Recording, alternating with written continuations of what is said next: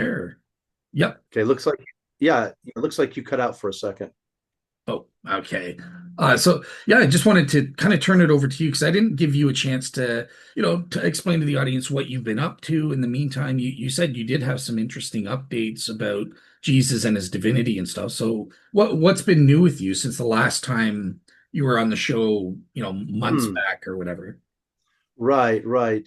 That's something I'd save for a conversation between you and me, though. Oh, On the side that I'll discuss privately. okay, fair. Sorry Uh, about that then. oh, no Okay. biggie. Is But no, but I mean, I'll say I've come to the conclusion myself that Jesus is divine. That there's a real presence behind the name. Awesome. Awesome. All right, cool. Well, all right. So basically, the reason for today's show is during the debate with Phil and Juan, an interesting issue came up, albeit a side issue, but it was on the issue specifically of animal suffering. Yep. Um, and I think, this is something that you are very passionate about. It's a topic that is of great interest to you. So I wanted to kind of schedule a separate show to get you on to, Thanks. as the official guest to give your take on stuff like that. So, yeah, I guess I'll just kind of start and ask you, like, what is it specifically about animal suffering that really has you passionate? Like, why that aspect? Well, okay, so there's uh, a few different angles on it. One is that, you know, there are millions and billions of animals in the world and now and historically. And if the case is true that they experience pain and suffering and that they have some form of consciousness, it's mighty relevant, I think, just to the topic of understanding consciousness and creation. And uh, on top of that, from a more epistemological standpoint, it has great bearing on what the nature of consciousness is. So they have, if they have consciousness, they have an intrinsic worth that is over and above just being some kind of inanimate puppet.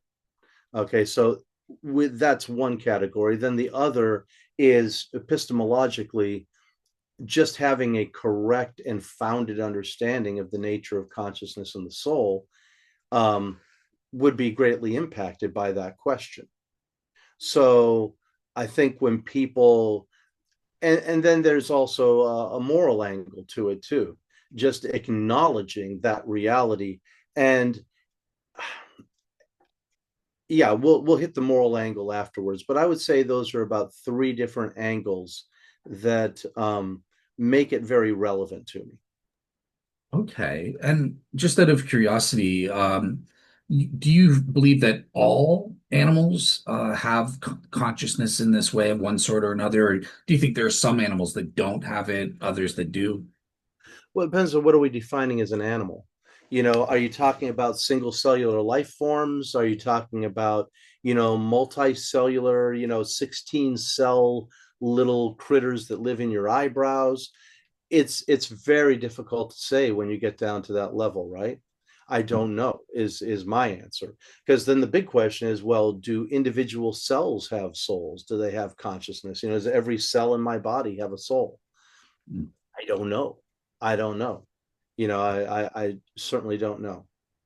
Okay. But What at about plant? least at Oh, least animals of a higher order have some kind of consciousness. I think we can work backwards from mammals and birds and reptiles and things that animals that do any kind of novel interactions with their environment that we can clearly see are above pure stimulus response. I think it's fair to assert that they have consciousness and that they have and I think that consciousness and the soul are tricky words, and I think ultimately epistemologically they're actually referring to the same thing, to the same entity. They're pointing back to the same thing. So it's not that souls have consciousness or consciousness has a soul or you have a soul and consciousness, but that consciousness is a thing in itself, and that thing in itself is what we call a soul. Interesting. Oh, okay. Yeah, I guess I'll just ask sort of that general question about the distinction between a soul and consciousness, and you kind of saying that consciousness is a thing in itself. Right. Now, when I hear that as a philosopher, right, what are things? There are only three Sure. types. There. Oh, Oh there are no, only go ahead. Go ahead. Go ahead. yeah, You're no going to worries. be more There specific. are Go only ahead. three types of things, right? So there are heaps, right? This has the loosest form of unity. There's a heap of salt, right? So Mhm. really this is a thing made up of other things, kind of thing. Right.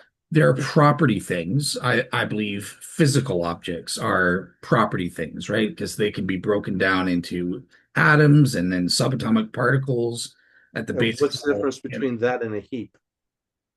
So there's a more unified um aspect to it, right? There's this sense that the parts and their relations are critical to it being what it is. Whereas in a heap, if I move one of the sand grains over, that relation doesn't matter, right? Doesn't Um, change, right? But a bicycle, if you remove a tire, then you don't have a bicycle anymore. I get it. yeah. And then there are substances. Typically, we would say these are souls and stuff like that. But Correct. so when I think of consciousness, I think of the soul as the substance, and consciousness is a faculty of the soul. It's an aspect it has in addition to other things. So I'm just sort of curious, like how do you make sense of if you believe in a soul, like what is the relationship between consciousness and soul? Like how can Right. So consciousness be so a soul is a word, it's a term, it's a category that we use to try to explain and understand something with a certain amount of to understand consciousness with a certain amount of objectivity. When we want to talk about it, an individual consciousness as an entity, we call it a soul. We're trying to make, we're just basically categorizing it and saying, okay, this is a soul. But here's the thing: if consciousness is primary and irreducible, then it's not something that another thing can possess, right? So it's not like I possess a car. Okay, well, yes, I do possess a car. It's an object that I possess. And you say, well, it's a little closer to the bone than that. It's like you possess your thoughts, or you possess your nature, or you possess certain characteristics. Now that's more of a property thing, like you're talking about. And the thing is that if consciousness is an irreducible thing in itself, a substance, or a specific instance of a substance, then it wouldn't be able to be possessed as a property of something else. So then you would have a duality between a soul and consciousness, and you could at least hypothetically talk about a soul that had no consciousness, and then the conversation becomes meaningless about what a soul is, because souls are people, right? We think of them as individuals, as having personhood. So you can't remove the person from the person, or you can't remove the personhood from the person and say that the person possesses personhood, because intrinsic to being a person is personhood. It's not a separable quality or thing. It's intrinsic. Does that make sense? It's yeah, like yeah, I think basically you can't remove the sweetness from sugar, you can't remove the wetness from water. It's a defining characteristic of the thing. And we do, being limited creatures, we can all wind up trailing down into a Socratic solipsistic never ending sequence of definitions where eventually everything falls apart because we define it to death. I believe that there's limits to knowledge and limits to epistemology, and it comes down to categories and language, and there's languages based on dualisms, and there just comes a point where that breaks down. I've always said that the genius to Socrates was all he had to do was ask someone for a definition, and then a definition from the definition, and a definition from that, and the person collapses because it's practically impossible to define something more than 3 levels deep, because then what happens is our verbiage and our words and the constructions behind those words start to break down, because you can't keep fitting them into tighter and tighter boxes before it overfills the box, and then it becomes a contradiction, or it becomes inconsistent. So I think we have to work within the philosophical plank length that we have when we talk about terminology, and understand that sometimes we have to work around something from a couple of angles to grasp it, and we can't always just go straight in and complete and achieve an understanding of something.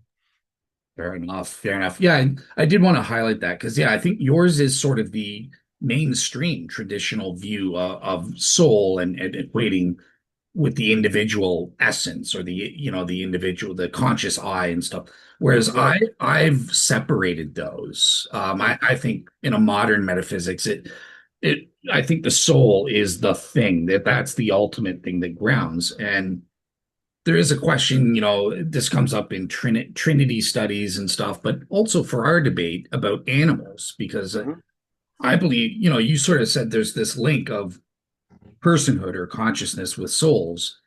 I'm going to say I think animals have souls, but they're not persons. So that's going to be an interesting area to talk about. But It will before be, because what qualifies as a person? I mean, they're certainly not complex as we are, Mhm. because they don't have our capacity for abstraction.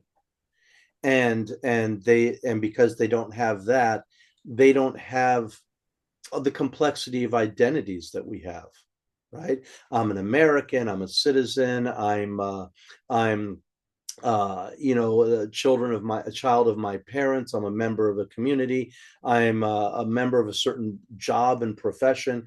I have all these hats and all these identities that I juggle, that make me complex, and that of course, and there's also my inner life, which is all based on emotion and abstraction and language, those three intersections. And animals have elements of that, I think, discernibly, but certainly not with the complexity that we have.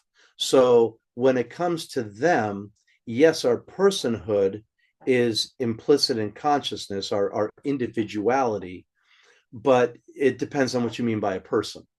It, Personhood, when I was saying it a moment ago, I meant it in the sense of self, not in the sense of the complex personalities that we see ourselves to be and experience ourselves as.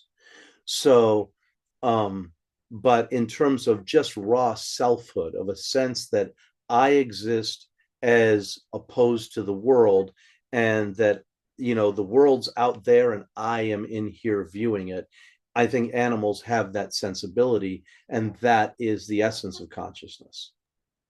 Fair enough. Fair enough. So, okay. So I do want to explore that with you further. Sure. But before we get there, I think we need to establish something because in the debate, you and Mm-hmm. Phil would just deny that animals even have a soul, as I say, right? They don't really Yeah. have any inner experiences or inner qualia of any sort. They are for him just sort of robots. They're Right. no different than my computer. It's Puppets. just run by blood instead of mechanical fluid or something like that. So Right.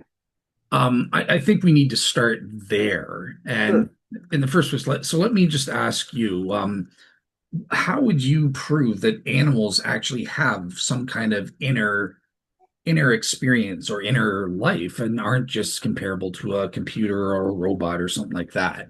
Sure. Well, how would you prove that you do? answering a question Can with a you question. prove it to me? You can't. We all know the Turing test question, the problem of the isolation of subjectivity is we can only assume it based on external evidence. And I don't want to talk about Phil when he's not here. So I'm not saying that this is necessarily his view. I'll say that when I have encountered arguments like this in the past, what it generally is that someone has started with a philosophical presupposition and then tried to force reality to fit that presupposition. And it winds up in cognitive dissonance and a denial of reality, right? So when I was debating with Phil about it, um, I specifically brought up a very harsh example because I wanted to highlight the cognitive dissonance that what a human being knows intrinsically and what their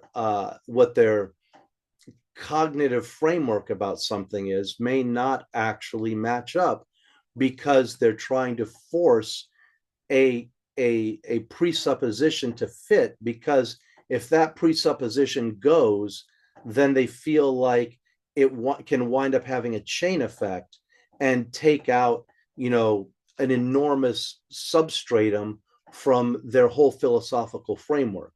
So, in other words, hypothetically, if there's a statement somewhere in the Bible that seems to indicate, upon rough translation, and no one speaks Hebrew and Aramaic anymore like they used to unless you're Jewish, you speak Hebrew, you learn it, but we don't have those languages in common parlance.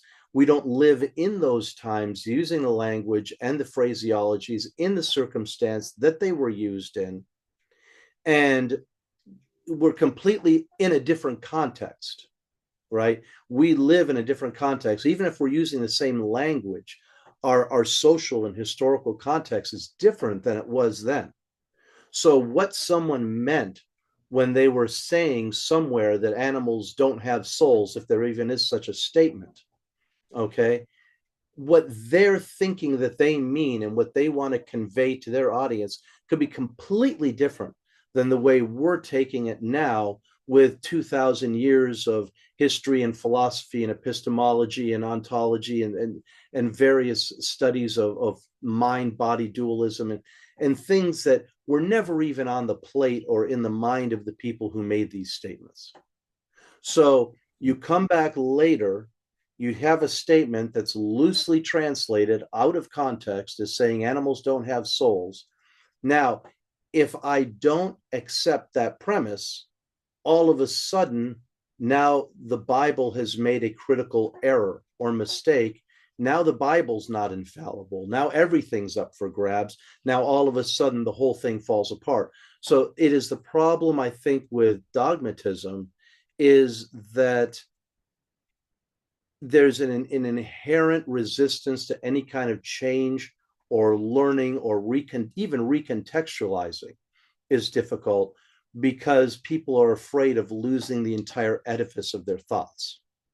So what I have seen in the past is there's some statement somewhere in the Bible that says animals don't have souls, and then people try to make reality match that in opposition to what they intrinsically know as a person. So the analogy I gave Phil was not analogy, story. I made up, I said, okay, what if animals are property? So I'm going to go buy a dog and I'm going to take it right to the boundary of your property. So you can't say I'm on your property, but I'm 2 inches off your property line. And I get out a box knife and I start torturing the dog. Are you going to have a problem with that? And his whole face went pale. All the blood drained out of his face. And he was obviously very emotionally perturbed by imagining that situation. And he knew that he had a problem with it. And intrinsically, I think he knew why, is because the assumption we have as humans is that they feel pain and that they experience pain. And to make a difference between pain and suffering is primarily academic. Saying that pain is a sensation and suffering is an emotion. Okay, well, you can say suffering is a compounding of pain over a period of time with a sense of perception of that window of time, but it's still based on pain. And pain itself is based on consciousness. You can't be insentient and feel pain. And he actually agreed to those points initially when I brought them up. I asked him, what is pain? And he said, well, it's a sensation, a feeling, it's interpreted by the brain, blah, blah, blah. All these subjective terminologies that imply experience of an experiencer. But then when I said, so yes, so animals are experiencers, and he's nodding, and I said, therefore, that means they're conscious and have consciousness. Whoop, the walls went up. Okay. Because now I have a philosophical presupposition I must maintain at all costs. Okay. Okay. So I have several things that I want to probe on. Sure. Okay. So let's first focus on animals as experiencers in general first, before getting to Sure. pain suffering. So I kind of noted three possible reasons that you think animals are experiencers or Mm-hmm. have souls. So the first thing I wanted to say is you did mention, just as a side note, that some people think that the Bible denies animals have souls, but I would argue it explicitly, this is from J.P. Moreland, it explicitly says they have souls. It's the word is nefesh in the Hebrew. So Okay. I'm looking at, for example, Ecclesiastes chapter 3, verses 19 to 21, Mm-hmm. describing animals having nefesh, souls, being living souls, living creatures Mm-hmm. that possess the breath of life and that sort of thing. So I would actually argue I don't think the biblical argument there works. Good. Yeah. I don't know if you have anything. You're not a Bible. Oh, no, I don't have a specific reference. It's just every time I've heard, and I've heard this for decades off and on. Every time I've heard it, someone has espoused that the Bible says animals don't have souls. And there's some loosey goosey statement somewhere in the New Testament that they use, and I don't know where it comes from. I don't even know what it is. I only have a vague sense of it as a statement that distinguishes humans from animals and Oh, saying that humans have souls and are made in the image of God, right. and animals are zilch. They're just, non-beings, basically. Okay, so and yeah, and that was to Steelman Phil. He was absolutely correct, and these Christians are correct that there is a clear distinction in the development or the endowment of the souls, right? So that humans are uniquely made in the image of God, and Mm-hmm. animals aren't. So there is that clear distinction, and I think there's a distinction in value that again we'll get to later when we talk about suffering, but animals clearly, according to the Bible, have souls. They're just less well endowed, right? They lack certain properties and stuff like that. I would argue they're not sufficient to be persons or something like that. They lack a mind, a rational mind. They lack certain free will, for example, stuff like that. But the Bible is clear they do have a soul, just one that's less developed, I think, based on what it Well, says. but then we have to nail down and define what are these things? What is a person? What is a mind? What is consciousness? What is a soul? And what does it mean to have a more or lesser soul? I'm Right. saying that consciousness itself is irreducible. Yeah. It's you can't atomize it, you can't shrink it or expand it or any of these things. It is an atomic, not necessarily in physical size. There's not like a size to the soul, but by atomic I mean that it is irreducible. It's a thing. It's a unit of consciousness, a singular unit of consciousness. And animals' souls may be covered. They may be, uh, covered by layers of material covering. They may not have the faculties to expand their consciousness into layers of complexity that we do. Mhm. Okay, if I take to you quip a to crib a small example from the or analogy from the New Testament, if I take a lamp and I put it under a bushel, all right, and that lamp can't expand very far. It's just a little bit of expansion inside that bushel. But if I take the bushel off, then the lamp can expand its light, further into the room and into space around it. Now, the lamp possesses the same light regardless. It's a singular thing. Well, in the analogy, it's a singular thing, is that it has this light, this inner property, this internal property that it wants to expand. And humans have more facility to expand consciousness than animals do. I right now, ironically, I'm reading Frankenstein for the first time, and it's all about the creator and the created, and Frankenstein wants to, become more human and expand himself, right? And we're all trying to expand our consciousness. Well, a person, say, with brain damage may not be able to expand their consciousness much more than a dog can. That doesn't mean they don't have consciousness. It means they can't express it in layers of complexity and subtlety, and numerous layers of complexity and subtlety that we can. So it really is an all or none thing. You either this thing has consciousness or it doesn't. It can't have a little bit of consciousness. You can't be a little bit pregnant. You're pregnant or you're not. You're either conscious or you're not. Now, how that consciousness can expand and manifest is different in humans than it is in most animals. But I'll argue that certain animals can show every single qualitative property that humans can show to demonstrate their humanness. They can show love, they can show self-sacrifice, they can do novel problem solving, they can think abstractly. Not as much as we can, but it's very demonstrable that they can. Mhm. So, what characteristic do you want to imbue humans with that animals categorically do not have, or some animals at least?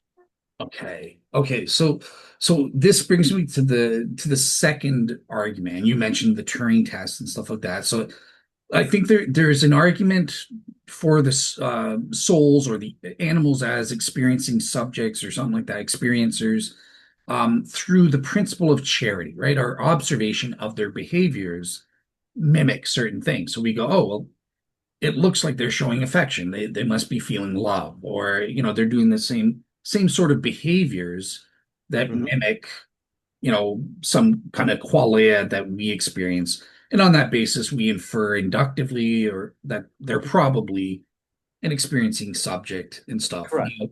What one thing I would say here is okay. So in the first place, I would say I think that the person, in order to be a person, it is reducible into several elements, right? So there has to be you have to have a moral conscience. You have to have that faculty, or you're not a person. Animals are not moral agents, so they lack that Can, faculty, can you according to give my me beliefs. an operative definition of what a moral agent is in such a way that we can falsify it with animals?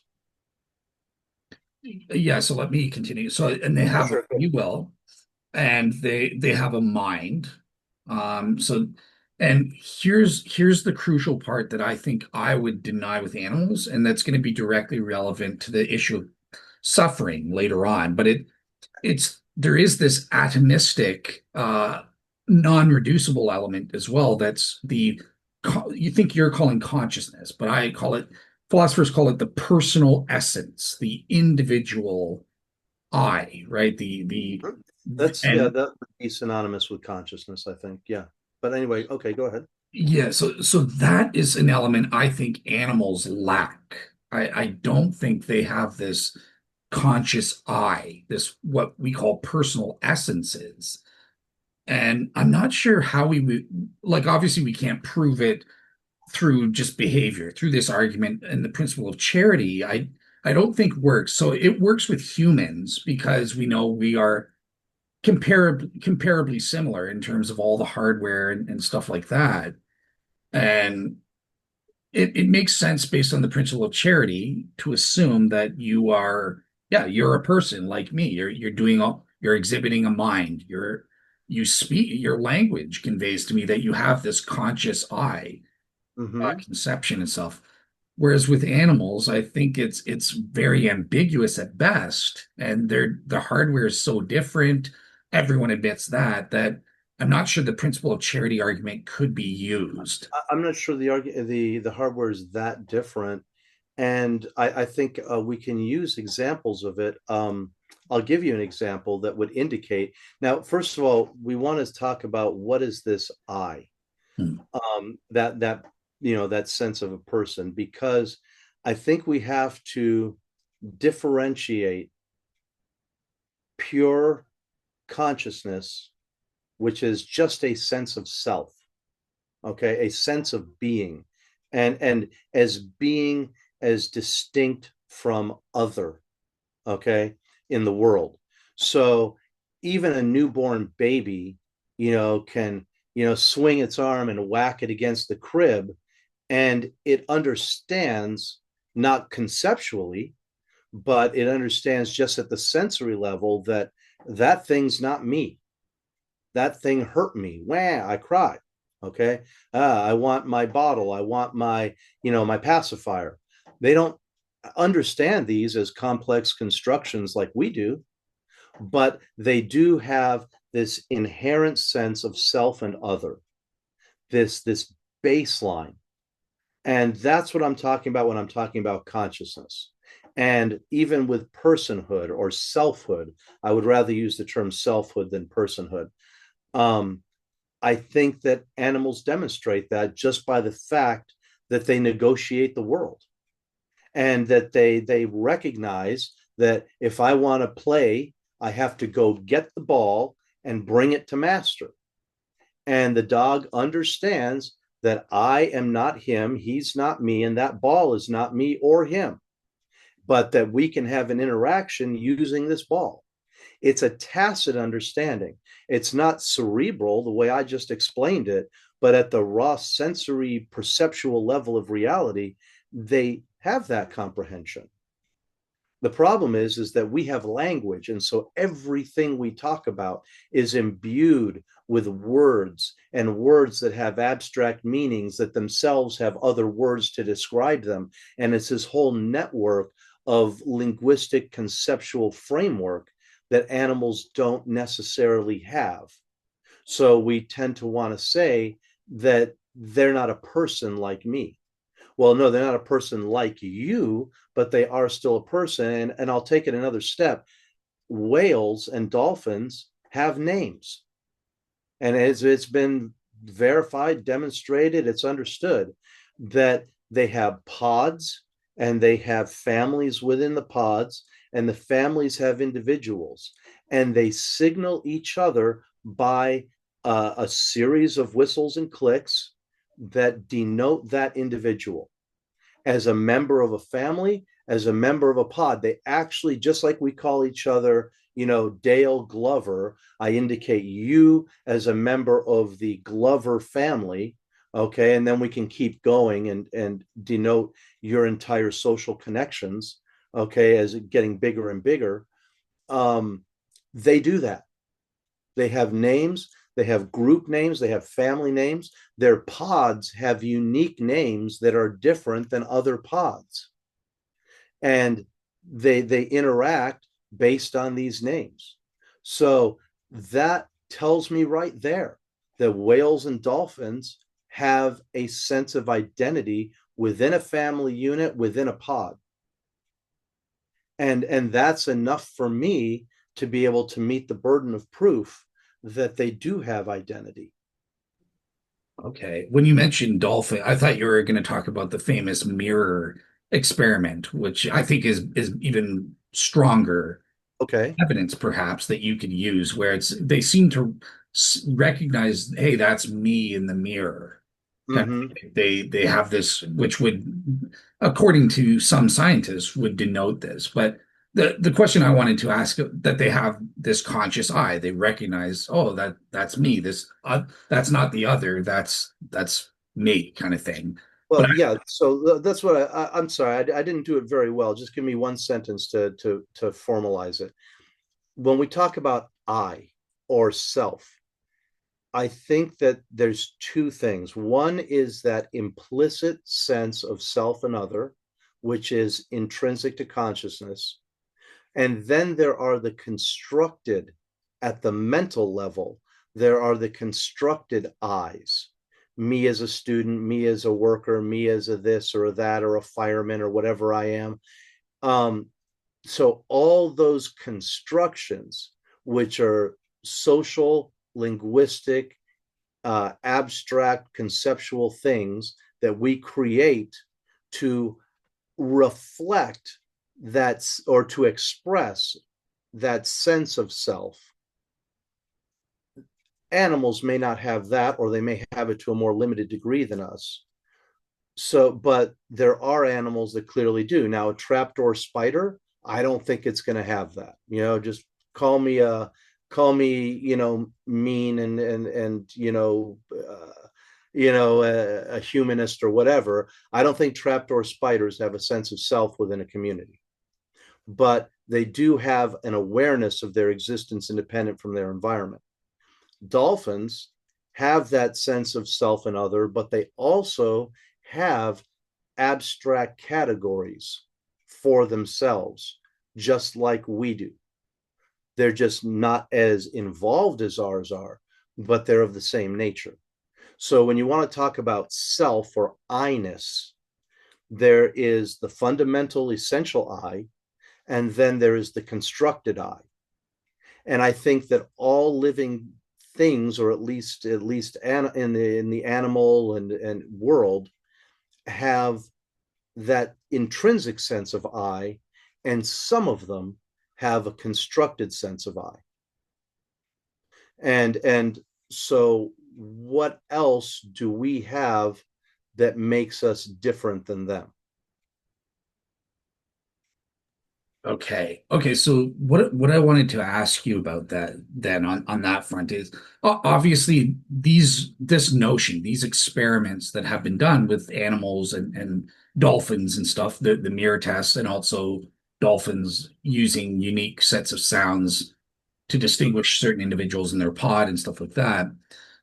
Scientists, this is controversial, right? There are alternative, what I would at least say are empirically equivalent explanations for these, right? So, Okay. for we don't, again, that goes back to the Turing test. We can never get inside the qualia No, of the anyone. but We can't get inside anyone outside of our own self. So, I so can't get inside you. I only, like you said, I only make the assumption that you are a person because you look like me.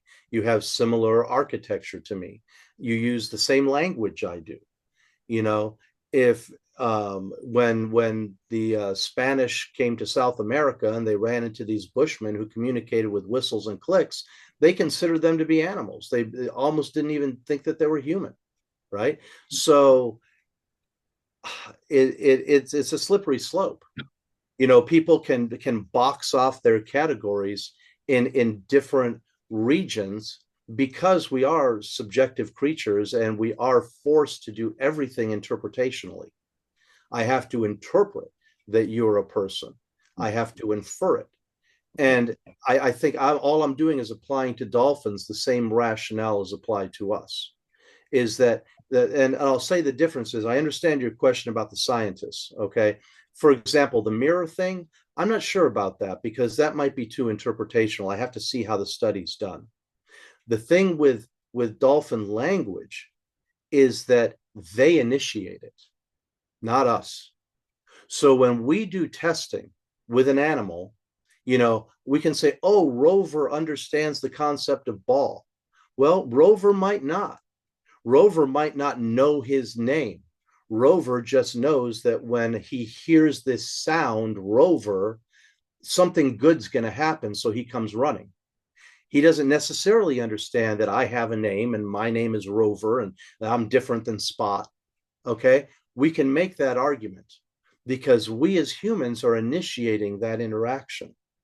But with dolphins, they initiate the language. The mother calls her specific child by his name, and that child responds and comes to the mother.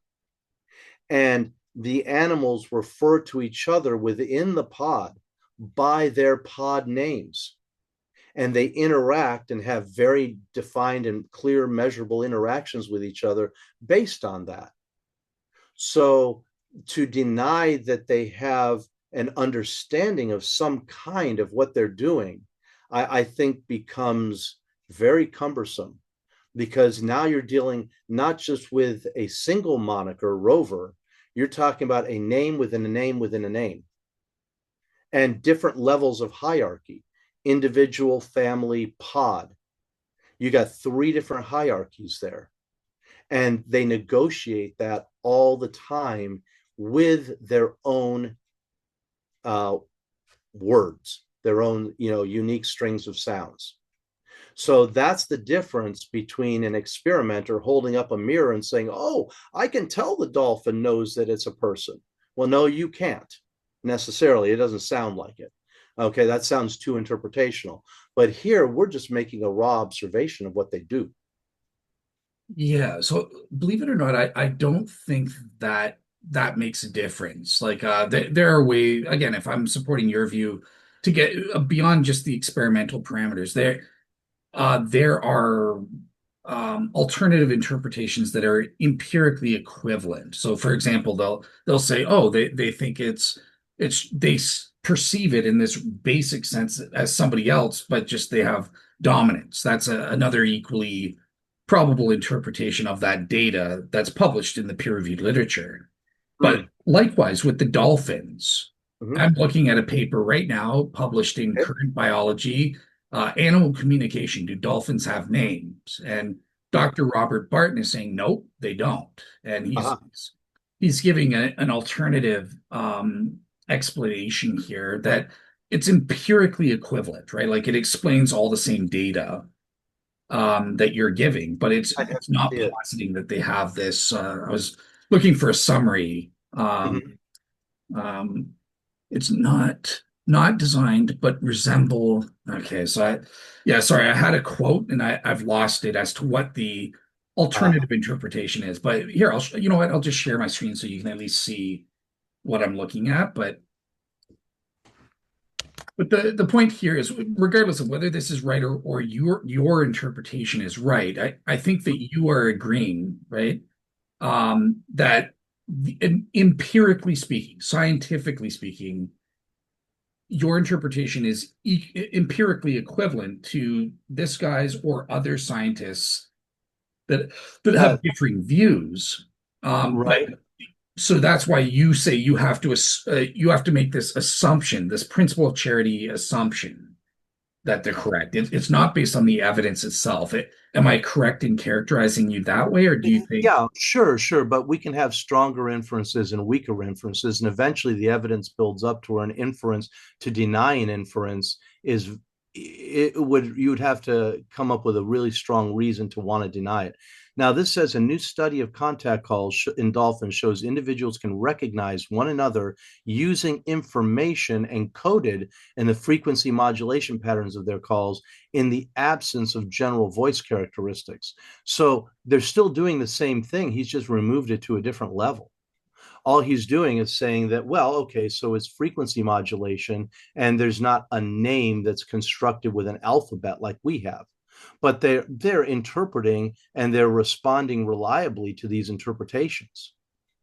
I mean, Right, it's the still the behavior. same thing. They're still they Right. don't, they might not have a name like Bob, but they are still able to parse hierarchy, and to do that you generally have some sense of yourself.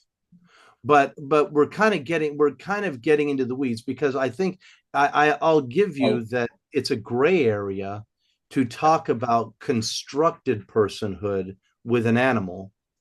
It's murkier. It's very even on the difficult to basic level, penetrate. this Huh? is it's murky even on the basic level is what. I agree. Well, all interpretation is murky, Okay. but it's less murky when we can share the same language and we can talk because we're members of the same species. And you're right. I'll grant you that it's murky and interpretational. I don't think that that makes it a negation of the possibility. I think it means that it's open to interpretation and further evidence. Agreed. Yeah. Okay, cool. So yeah, I wanted to make sure we agreed on that. So here's the third and final thing, and this is what I think you're calling this assumption, but assumptions are just blind faith. They're not warranted. So let me put it in these terms, and you might like Okay. this. Hmm. And it even applies to Phil. You said when you gave an example to Phil, he kind of recognized something. So I would put it in terms of properly basic beliefs. So when I see you and see certain behaviors, even Hmm. if scientifically or empirically, well, still I can't get inside your head, right? I can't experience your qualia, so I can't directly, evidentially say your thing. You are a person. But God could have designed us in such a way that when we see this behavior in other humans, we get a properly basic belief. Oh, you do have a soul. You are a person like me, kind of thing. Okay. So it's just about getting that warrant. You need some kind of evidence. And I'm wondering what if I substitute instead of assumption, I'm not just assuming, perhaps we are designed to get a properly basic belief when we experience another person to go, yeah, that guy's a person.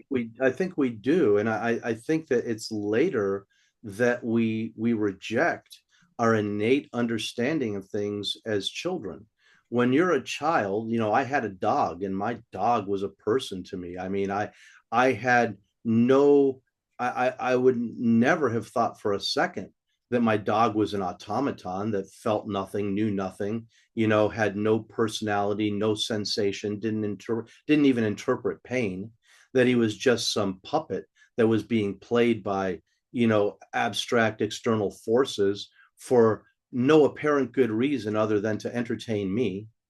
you know it would be the most ridiculous thing in the world to me as a child. As you grow up and you start developing layers of abstractions and conceptualizations to recontextualize the things that I think we have that implicit understanding of, that properly basic belief of, we muddle ourselves up, and then we do things like say that black people aren't people, they don't have souls, they're not human, or they're three-fifths of a person, which was a tax thing, but that was different. But I mean, people start coming up with these things long after the fact, um, as the product of you know over intellectualizing and misconstruing uh, phenomenon that we take as a properly basic belief. When I was in the first, second, third grade, I had a little friend who was black. We were best friends.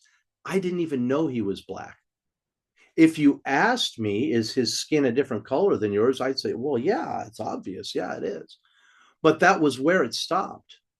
It was no different to me that he was brown than if he had had blue eyes. It meant nothing. It's only later in life that people develop these, I almost want to, the word keeps popping into my mind, satanic reconceptualizations of the world to divorce themselves from that implicit understanding that when I see a dog yelp, if I step on its foot, it yelps and cries and runs away. I know it got hurt and it felt pain. And I'm only deluding myself if I create this whole construction in my mind to rationalize away that the dog didn't actually feel pain. So, and that's what I was trying to get at with Phil, Yeah. because he wanted to utterly deny that they had consciousness. Now, if you want to talk about, again, the whole concept of personhood and a Let, higher order of being, let, that's a different question. All I wanted to penetrate with him yeah. was that they actually experience the world as some kind of a self behind the eyes. They're not just Pinocchio, they're not just puppets. Yeah. And like I said, I think that that's through appealing to a properly basic belief. I really do think we are designed to recognize, and I do have a properly basic belief. When I see a dog yelping, they are suffering. They're experiencing pain. They're an experiencer. They're not just a Right. programmed input, output, I didn't feel nothing kind of thing. So I And there's just no I, right? There's just no I. There's no well, nothing. well, It's forget just about the eye for yeah, now. it's There is like this one of these old Japanese robot dogs that they make.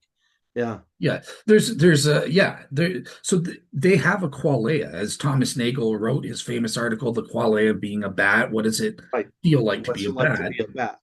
I think there's truth there. They are experiencers, so they experience pain and suffering, I would say. But I know that just to steelman Phil, because Phil in the debate he distinguished between pain and suffering and stuff. So I just want to first of all, before we get Go into ahead. whether animals experience Right. suffering, um, what is your understanding of the relationship between pain and suffering? Can something feel pain but not suffer? Yeah, like what's the I relationship? guess it depends on what you mean by suffering, but you have to have. I need a definition of suffering to agree or disagree with it. But I do want to say that Phil shifted ground. So in the beginning, he acknowledged that they feel pain. But then he tried to recontextualize it and say, oh, no, no, they don't experience pain, right? Because experience requires an experiencer. Okay. There's just signals moving through nerves that go to a brain that retransmits the signals like a cell phone tower with no self-awareness, no self, no experiencer involved. So he shifted ground on that because he got trapped and he knew it. And rather than actually think about it again, his philosophical presupposition and his fear of his worldview collapsing, it's intrinsic fear that if I disagree with what this proposition is in the Bible, then I'm disagreeing with God and I'm going to go to hell forever or whatever, or I'll completely misconstrue the world. That fear, that And need to prop up that dogma well, made just him shift ground. just okay. So let me say this, because obviously Phil's not here I to. know I don't want to keep Let's picking on be the guy careful because he's about not. I, psychoanalyzing. Like we I'm don't know. sorry. Yeah, you're right. You're right. That's my meta analysis. I could be completely wrong. I'll say I could be completely wrong, but the thing is, it's not the first time I've encountered this. So I don't want to say it about him as a particular individual because he's not here to speak for himself. And Right. and I said that at the beginning too. I don't want to dogpile on him personally because he's not here to defend himself. Yeah. And But when I have seen this over time in multiple instances of it with many people, it seems to take on a very predictable format. And it's following the same chain of events. And when had it happen to me, where I've had presuppositions that I wanted to hold on to in denial of reality, then that's how I felt. And that's how I reacted. I shifted ground. So I'm not just blaming him and I'm not taking it out on him. I'm saying this is what we humans do. We try to defend our paradigms because we don't like change. Change is dangerous. Change is scary. Change can get you dead. If you suddenly stop thinking that red means stop, all of a sudden you're going to be driving through stoplights and rear-ending cars. We things that are so let's get back to the yeah. substance, just because we've got 20 minutes before. I'm in the weeds. So Sorry. for you then, forget about what is the relationship between pain and suffering as you see it? Is there a distinction at all? Okay. Well, if I had to make a distinction because you're using words that we haven't defined, but I'll throw a definition out there and you tell me if you agree or disagree with it. Pain is a raw and immediate sensation in the moment. Okay. I stick a needle in my leg. Ow, it hurts. I feel pain. I pull the needle out. Now the pain goes away. Okay. So that's pain. Suffering is a long-term accumulation of pain that has developed a state within the individual that continues to persist sometimes independently of the level of pain or whether there's pain or not. So if I've been walking around on a broken leg, okay, for months, then I'm going to be in a state of suffering and misery because it's a compounding of pain that has become a self perpetuating entity in me. And now, even if my leg is repaired, I'm still possibly going to be skittish about walking up a flight of stairs. Someone will touch my leg and I'll jump back in shock because I forgot that my leg is now healed. So suffering is like a self-perpetuating internal state in response to chronic pain or into a chronic painful experience, whether it's mental or physical. And I think animals can suffer too. If you break an animal's leg and leave it lying on the side of the road, like Juan used the example of a horse, okay, well, that horse is suffering. And if you leave it there for weeks till it starves to death, or dies of dehydration a few days later, well, for that interim, for that period, it has suffered. It's had a long term experience of pain that has risen above the immediate sensory level. Now, if you want to talk about, you want to pull out Kierkegaard and start talking about, moral anguish and personal suffering and this kind of thing, well, that takes us back to the previous discussion about murky waters. But I Yeah. think that in the immediate sense, or the intermediate sense, we can talk about animal suffering. They can have long term conditions which they suffer through. Yeah, so I think I don't have firm opinions, and it does depend on how you define suffering. But right now, I'm one of the options I'm leaning towards based on the biblical understandings or my best understanding of what the biblical worldview is. There might be a distinction between pain, even prolonged pain, which is your Mm-hmm. definition of suffering, and true suffering, because Well, no, I'm suffering. saying that suffering is not prolonged pain. Suffering is a condition resulting from prolonged pain or some negative experience.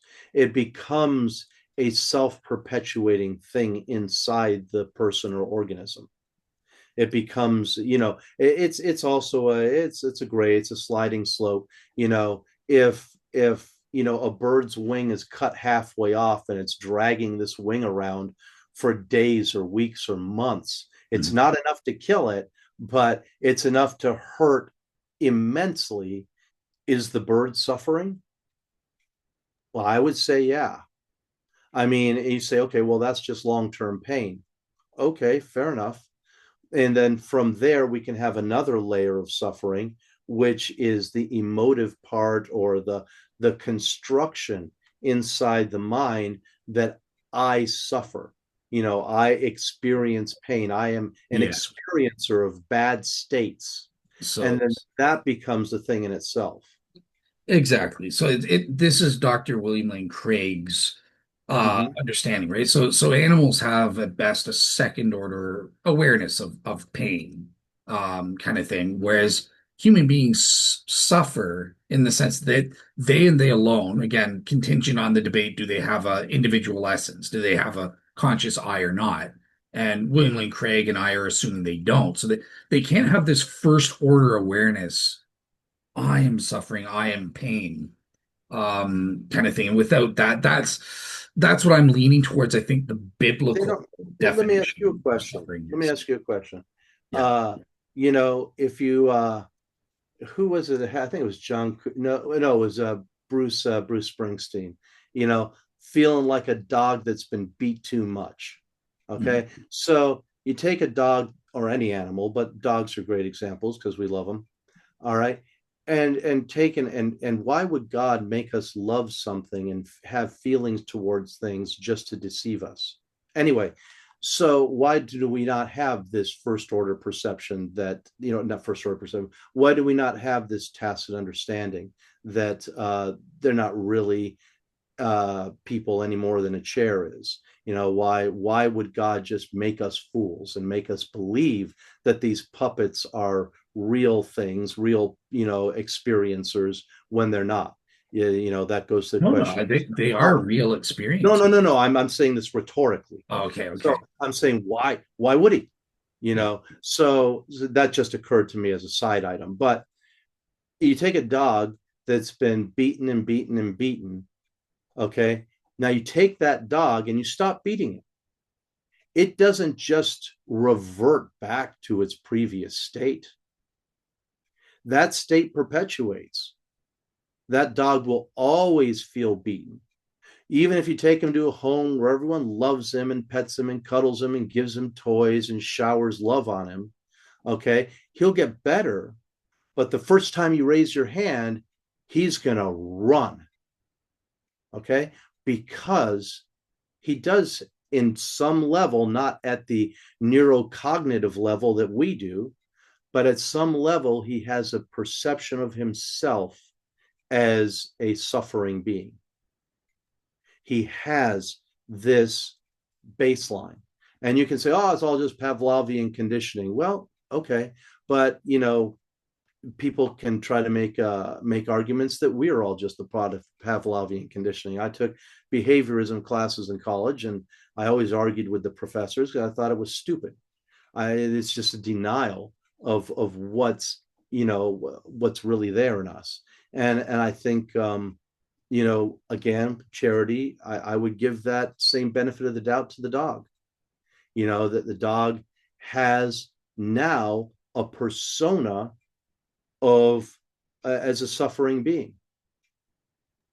Well, let me say this. Do you think that it could be on the data, right? We all know, again, me and you at least are agreeing that animals have they are experiencers, right? So they Right. experience pain, the quality of pain as a sensation, and even enduring emotional pain that I love sitting with dogs with Rocky Inaka. I've gotten hooked on that where he deals with animals in trauma and in the shelter and sits with them and tries to make them like humans again and stuff like that. So this is an undeniable fact. But my question for you is that there are also noticeable differences when we see animals like Bondi Vet I used to watch, and there was a difference between the suffering of animals once the pain is gone kind of thing and it's not present, immediately present, right? So you raise the example of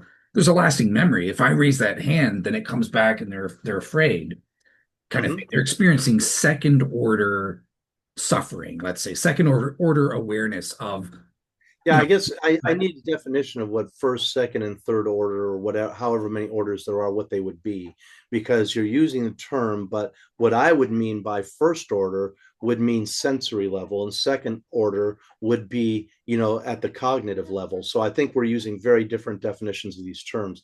So, yeah, like put can you it this way. define the terms for me? Like so first person awareness of their pain, right? So it's they have this conscious eye, it's this note, hey, I am suffering and miserable about your being in this suffering situation as opposed to just, oh, he's gonna raise his hand, I don't want to feel pain, let me get away kind Mm-hmm. of thing. Or that's sort of the difference. Again, it all comes down to, as you said, this personal I, and that's what I don't think animals have. And Well, they that's don't have, I don't think they have the linguistic abstract constructions that we have necessarily. okay. Okay, most animals. Now, dolphins and whales, I think that's a gray area. Monkeys, chimps, I don't know. Chimps, maybe. But we can say that for the benefit of the doubt, any animals lower than those, I will agree with you that they don't have neurolinguistic categories. I don't think that that is as germane as we want it to be. I think that the underlying condition that those neurolinguistic categories are accessing and connecting to, which is the long term habituation to misery, uh, whether you have the neurolinguistic self reflexive category that goes back and forth and creates this blanket, definition of self for itself, that, oh, I am long suffering, I am miserable. Okay, well, animals don't have that. That's fine, because Yeah. they don't have language. And again, just to, But it's but they more can than have that, they can have that condition that we are imposing this linguistic and neurocognitive neurolinguistic category on. again, I just it's don't think the neurolinguistic category is as important as Lane Craig is trying to make it out to be.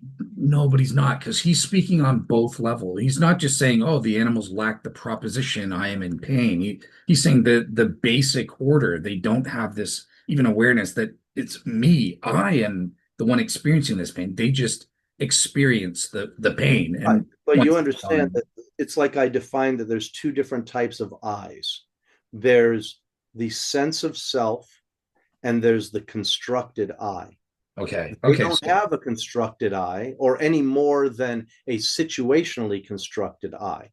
right, They don't have the linguistic categories and capacities to abstract an I out of their circumstances and hold it up in front of their mind and right. turn it around like a Rubik's Cube.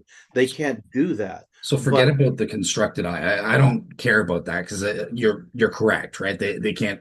But the difference the difference between first order awareness and second order awareness of this pain, which I'm distinguishing as suffering, or William and Craig does, just to get your understanding.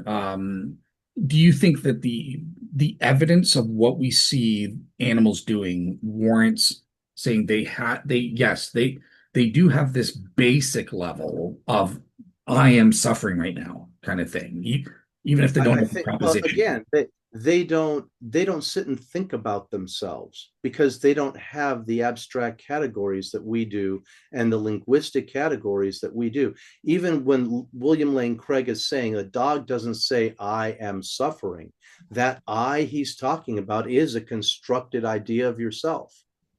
That's a neuro-linguistic abstract construction that you use as a filter and a reference point to point back and forth and interpret your experiences with. But the steady state experience of that basic biological emotive sense of, God, life is miserable. Life sucks. I just hate it. I get beat all the time. I don't get good food. Every time I make a noise, they kick me.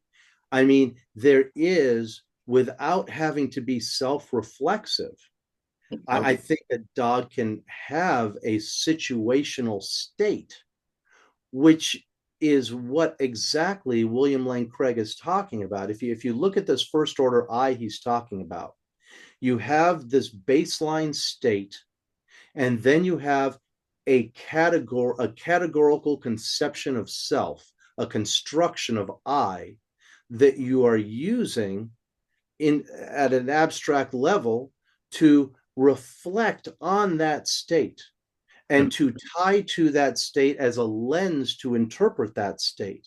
But that doesn't mean the state is not there. Okay. So yes, so what is the significance of having this neurolinguistic constructed category, I am? No, Okay, what is the significance of that in suffering? Sure. Again, I guess I'm not communicating well because that's totally irrelevant to my question. So I haven't Okay, then explained it. I guess I'm missing. So I'll sit back and just Let explain me what first and second order are. no, well, let me ask these two questions because we got Okay. 11. So here's Well, something that if we'll you want, I draw can it go out. past 11. I don't care. That's fine. I Okay. can go, up Okay. to 12. Yeah. Yeah, As long because as they're not okay, so my phone's let right me there. just ask the question this way, right? So Sure. let's you said that human babies, they clearly lack the neuro-linguistic proposition, I am in pain when they we agree on that, right? So Right. cool. So let's use babies, but they, for the sake of argument, have this first order awareness, right? They are a conscious I. We would both agree with that. And if they hit themselves, they would have this basic sense, I am in pain. What I'm Okay. trying to say is that what William and Craig and I am trying to say is animals are different. They don't even have what the babies have. So I was trying to ask, like, is there a way that we can tell that they're comparable to the baby with that So, basic? well, how do you know what a baby's feeling? I mean, it doesn't have language. It can't express to you what it's feeling. You're just simply assuming that a baby has a sense of I am in pain rather than there is pain. Or properly basic belief, actually, because they're a human kind of thing. That Well, that yeah, but counts. it's still that's a presumption. I mean, you don't have any evidence for it. You don't. We don't even have a way to penetrate that. You can't get into a baby's mind, right? And know what's going on inside. I would not even hypothetically, right? I mean, I can because we can see before and after effects. If you stub your toe on a wall and go, "Ow," I can say, "Oh, Dale felt pain," because we can talk about it before and after.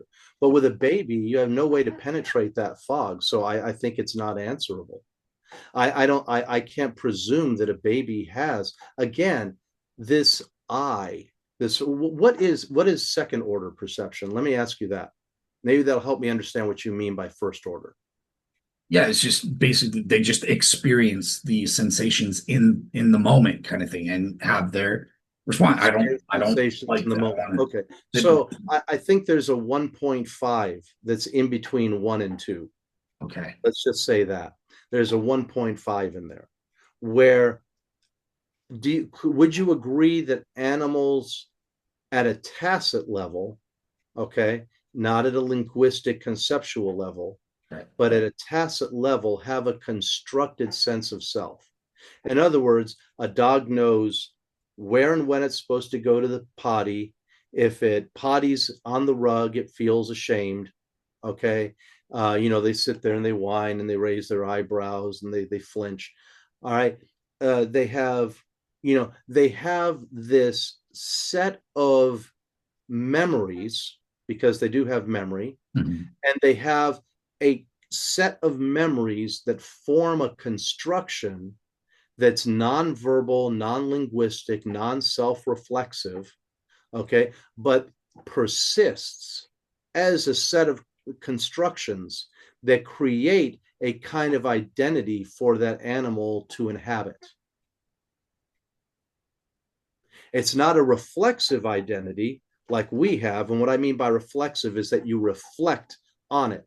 If I have this identity, well, if I go out and I fight fires all day and I just fight fires because that's what I do, okay, that's one level of being a firefighter. But then the next level of being a firefighter is saying, "Oh, I am a fireman. And whether I'm fighting a fire or not at this moment, I am a fireman." That's what you're calling a first level construction.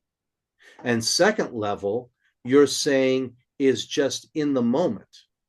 But I'm saying in between, you can have a nature or a set of memories and constructions that you just follow and that you do, and it's more than behavioral because it does have persistence, but it doesn't have self-reflection. So I think this first and second order, there's too big of a chasm in between. And I think there's a middle 1.5 gray zone in there where animals can have memories that form a unique construction because Rover's set of memories are not the same set of memories as Spot's. And Rover, even if they're identical twins and you separate them, okay, as dogs, and you put one in an abusive house and one in a happy house, their whole constructions of memories is going to create a different, and I don't want to use the word identity too sharply. I just mean it vaguely because I don't have another word. They're going to create a complex of memories that creates a state of being for that dog that it's not sitting back, laying on its back, reflecting on and saying, "Gee, I live in a happy home." But all of its memories together create a state of consciousness that the dog has, a state of being that is different than the other dog.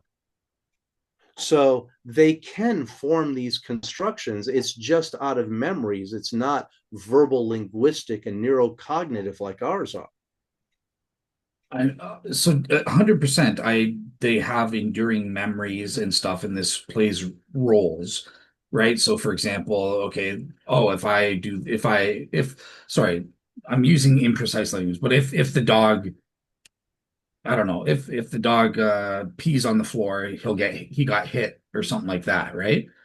Now the question I'm saying is the second order awareness is I'm not sure that the dog is going, again, not propositionally. So I'm just speaking so you get it, right? In the basic sense, he's not going, oh, when I peed off before I got hit, I don't want to get hit again. Therefore, I'm not going to pee. Again, he's not even doing that, sharing that identity in the basic sense. Like he's not associating the memory. That was me. I think he's just, the memory comes You think up it's and just he's a going, complete oh, I don't. Pavlovian association? It's just an association of stimulus response. And Yeah, like he's I think remembering. that's definitely an element of it, and I certainly wouldn't deny that. I don't think we can prove, well, you can't prove anything. It's so hard to prove anything, but I don't think we can say with absolute certainty or with great confidence that the dog, like you're saying, has that more complex sense of self that I don't want to get hit, therefore I will not pee. Okay. And again, it I was don't bad. I don't know that Like, I would grant that by necessity either. mhm. But what I'm saying is um that right below that level is I think it's not just one memory, one response. I think when you have a complex of memories, to drag out my Jung, when you have a complex of memories, they create they come together like a little jigsaw puzzle, and they create a baseline state of being for the animal, which is of a higher order than what it was the day it was born, That and that just would make acting on it. sense. Oh, sorry. Go ahead. No, that That was it. that would make sense. The only thing is you need the individual bit. So like when a dog has that memory, right, of oh, I peed on the floor and then it got hit. Again, I keep for out of necessity, I have to keep saying I. We got to use these words. That's why I said Yeah. language is fuzzy, Yeah. and you can't get too wound around the axle, or you just wind up, being non-productive. Gotcha. So let me ask this. Do you think that the dog, when he experiences this memory, it pops into his head, kind of thing, right? Because the owner has raised his hand or whatever the Right, trigger was. right. Do you think the dog, on a basic level, not a neuro complex linguistic level, but on a basic level, is he going, "Oh yeah, that's me. That memory that I'm seeing of the dog getting hit, yeah, that was me." And I'll grant you, he may not even have a specific memory of having been hit. He might just have that reflexive programming. I don't remember the first time I touched something hot, but I sure as hell I'm not going to put my hand on a stove. Okay. Just because I can't remember it does not mean that the experience has not become a part of a greater whole in me. Right. So again, the dog may not hearken back to an exact memory and say, oh, that was me 3 years ago in the past, and I'm here, but I was there, and that happened then, and I don't want that to happen now. I don't think we can make an assertion like that, and I don't think it's even necessary, though. I And think even on the basic level, right? We can't assert that even on the basic level. we can't assert it with certainty. I don't think we can deny it either. I think it's non-falsifiable. I don't think we have the tools to make that determination one way or the other. Yeah, I would agree with the one exception of the properly basic belief option. Mm-hmm. That's which is a form of evidence. It's not an assumption, but it is a subjective evidence based on, I believe we are designed by God to recognize persons in a properly basic way. And I assume in terms of epistemology, maybe you okay, I'll ask this, but I do have another question I want to get to. But just generally speaking out of epistemology, in a brief answer, because you mentioned when I said properly basic beliefs, I recognize the baby's a human, but not the dog in this properly basic way, you said, well, that's just akin to making an assumption or assuming. Do you see properly No, basic? that's not what I was talking about. What I was saying was when you said that the baby has a sense of self, when the baby hurts itself, it is has an intrinsic awareness that I got hurt. Mhm. And my what I had said was you can't make that assertion because you don't know what the baby's internal state is. Okay, so I would say actually I do because God knows the truth of that proposition, and He's designed me to have this properly basic belief when I experience the baby hitting this thing. So I'm just curious, do you see properly basic beliefs in general as conveying warrant, or do you just think it's like a Properly, well, negative? again, a properly basic belief, you know, I'll give you another properly basic belief. In the 1850s, it was a properly basic belief in the American South that Black people are meant to be slaves.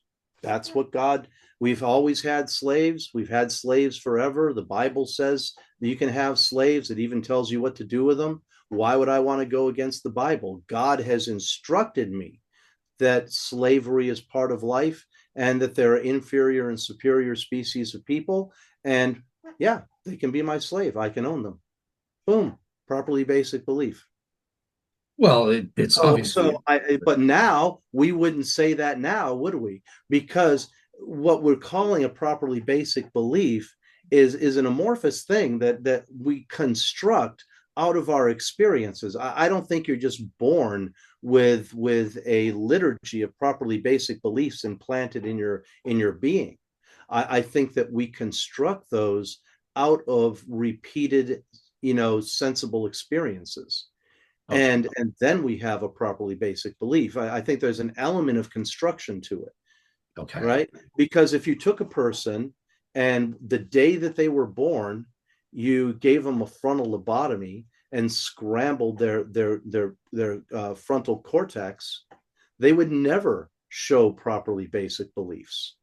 So they're not pre embedded with them, although they do tend to arise naturally out of circumstances that are just natural to us, like feeling pain, understanding that I got hurt, and then the dog gets his foot stepped on and he yelps and runs away. I very quickly create the properly basic belief, or come to the properly basic belief, that dogs feel pain, right? But it is interpretational and it is constructed. It may be constructed out of completely natural elements sometimes, and at other times out of elements which are misconstructions and misconstrued. But because everyone around the person in their whole society is reaffirming that thing, they come to believe it's a properly basic belief. So I don't think that we have an inborn set of well constructed beliefs. I think we have essential principles that we very quickly, in short order, learn to apply to create constructions and to assemble our perception of the world. I mean, a baby is not born with an assembled understanding of the world, right? Or everyone would have the same idea about the world. But they are born with faculties in common, with tendencies in common, with needs and instincts that are in common. And because of that, these properly basic beliefs can be very organic and very natural, and so natural that it seems like they're a given.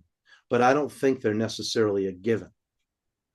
Okay. Okay. So, yeah, fair enough. Well, again, it's kind of off topic, but yeah, we can maybe discuss in an epistemology show. Because for, Sure. properly basic beliefs, it's one thing to deny them what they are. Like, obviously, they're not constructed. They're basic beliefs in theory. And if you're But saying they're proper, belief is a construction too, well, just wait. right? If Oh, they're sorry.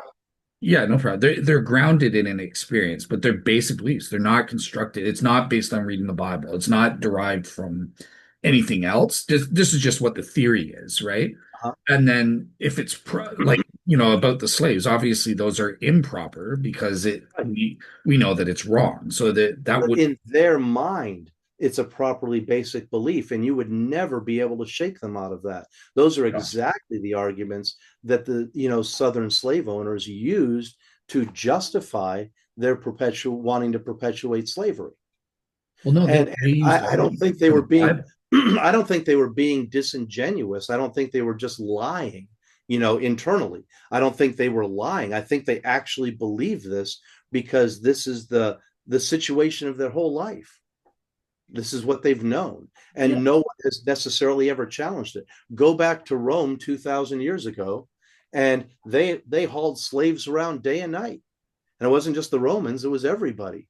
And anywhere you went in the world, no matter who you asked, people are going to say, yeah, slaves. Yeah, we got them. What's the problem? So they take it for granted because it's never even been challenged in their world. And for them, if you ask them, so is this a properly basic belief? Well, yeah, it is. God ordained it. I'm, So I'm not. that would be their after the fact answer. But they would feel like it was honest. They would not feel Yeah, of like course. they were, terrible people and just lying to cover up their terribleness. Yeah, I don't believe you. I think they would take it for granted and as a given, but that's not Yes. the same as a properly basic belief. If But they they would understood, call it a properly basic belief. They would feel like it is, right? well, What's then the difference between because taking they, something completely for granted and a properly basic belief then? right, because so they were just taught and they never thought about it. But if you probed them and said, why is it cool to own blacks as slaves? Why Well, should we anybody. see Yeah. why should we see them as a subspecies or something like that?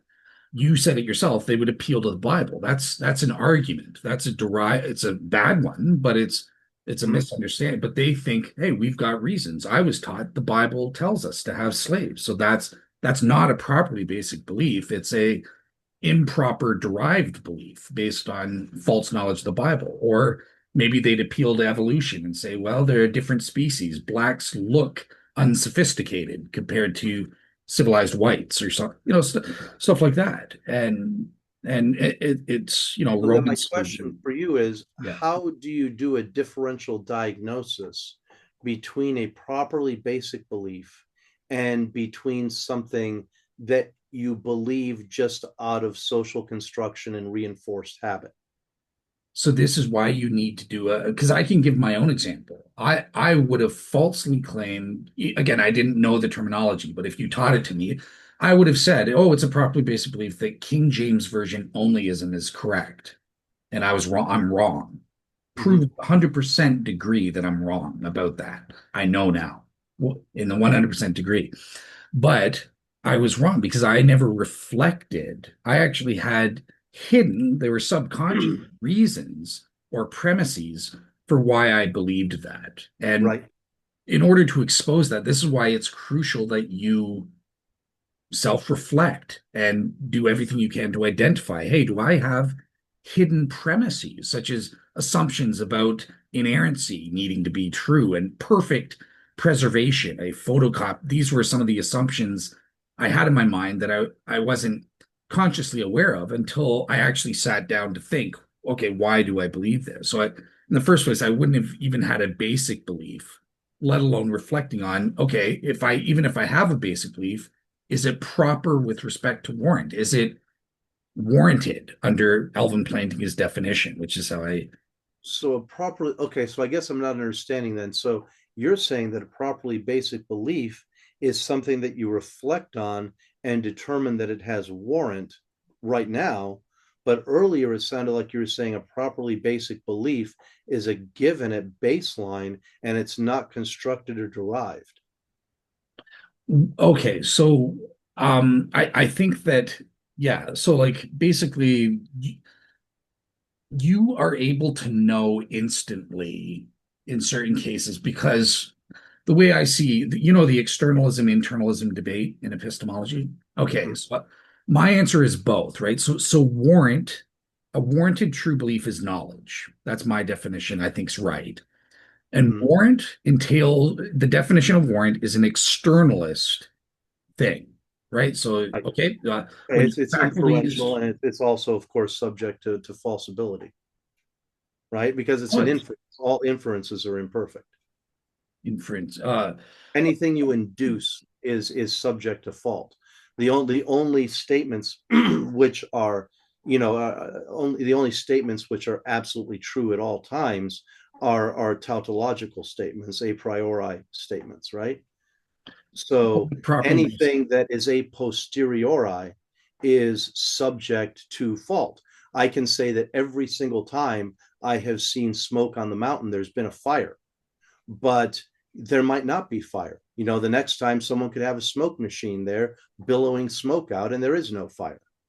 So anytime you make an inference, warrant implies that you're inferring, that you're making a strong good faith inference, but it's still an inference, which means it's not absolute. No, so that's the thing. Only inferences apply only to derived beliefs and derived knowledge, right? But properly, basically, is the whole point about them is these are the foundation. So here's a concrete example, right? So I have the experience. I look up to the sky and I see the sky is blue, and I form that proposition. This is Mm-hmm. a properly basic belief grounded in this case, my sense data of seeing it.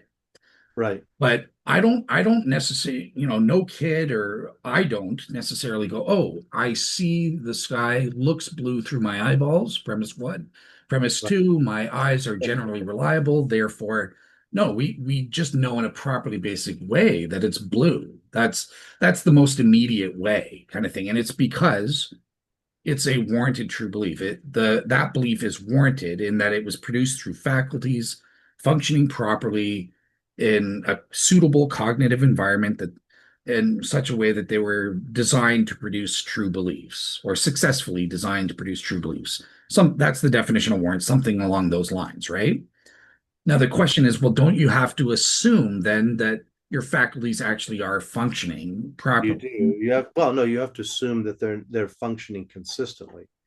And you also, I mean, now we're gonna wind up dovetailing into Kant here, because yeah, we have, in Kantian terms, we have these categories, and the categories are part of the way that our consciousness is constructed, or our minds are constructed, not our consciousness, but our consciousness of the world.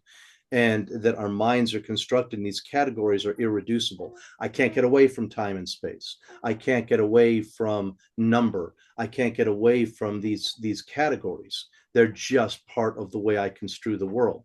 Now, are you saying that a warranted true belief, or a properly basic belief, is something that ties with those categories? Or are you abstracting it a little further and saying that they have to be derived through experience? Because when you're talking about the blue of the sky, now you're talking about deriving a properly basic belief off of experience. But if if I lived in the North Pole where it was dark all year, or in some location where it was just night all the time, the sky would never be blue, and I would never form that properly basic belief. So I'm still not understanding exactly what you mean by a properly basic belief. Yeah, so all properly basic beliefs have to be caused or grounded in some kind of experience. Without that, it's not going to trigger a But properly. experiences inherently can be is something faulty, right? You can experience that railroad tracks meet in the distance, and you can look, and I can see it, and I see it all the time.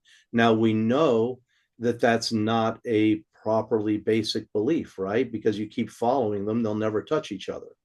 So, So right. illusion is But that requires, that's all requiring sensory data input, learning, construction, and engagement with the world. It's not some kind of a priori knowledge that you have.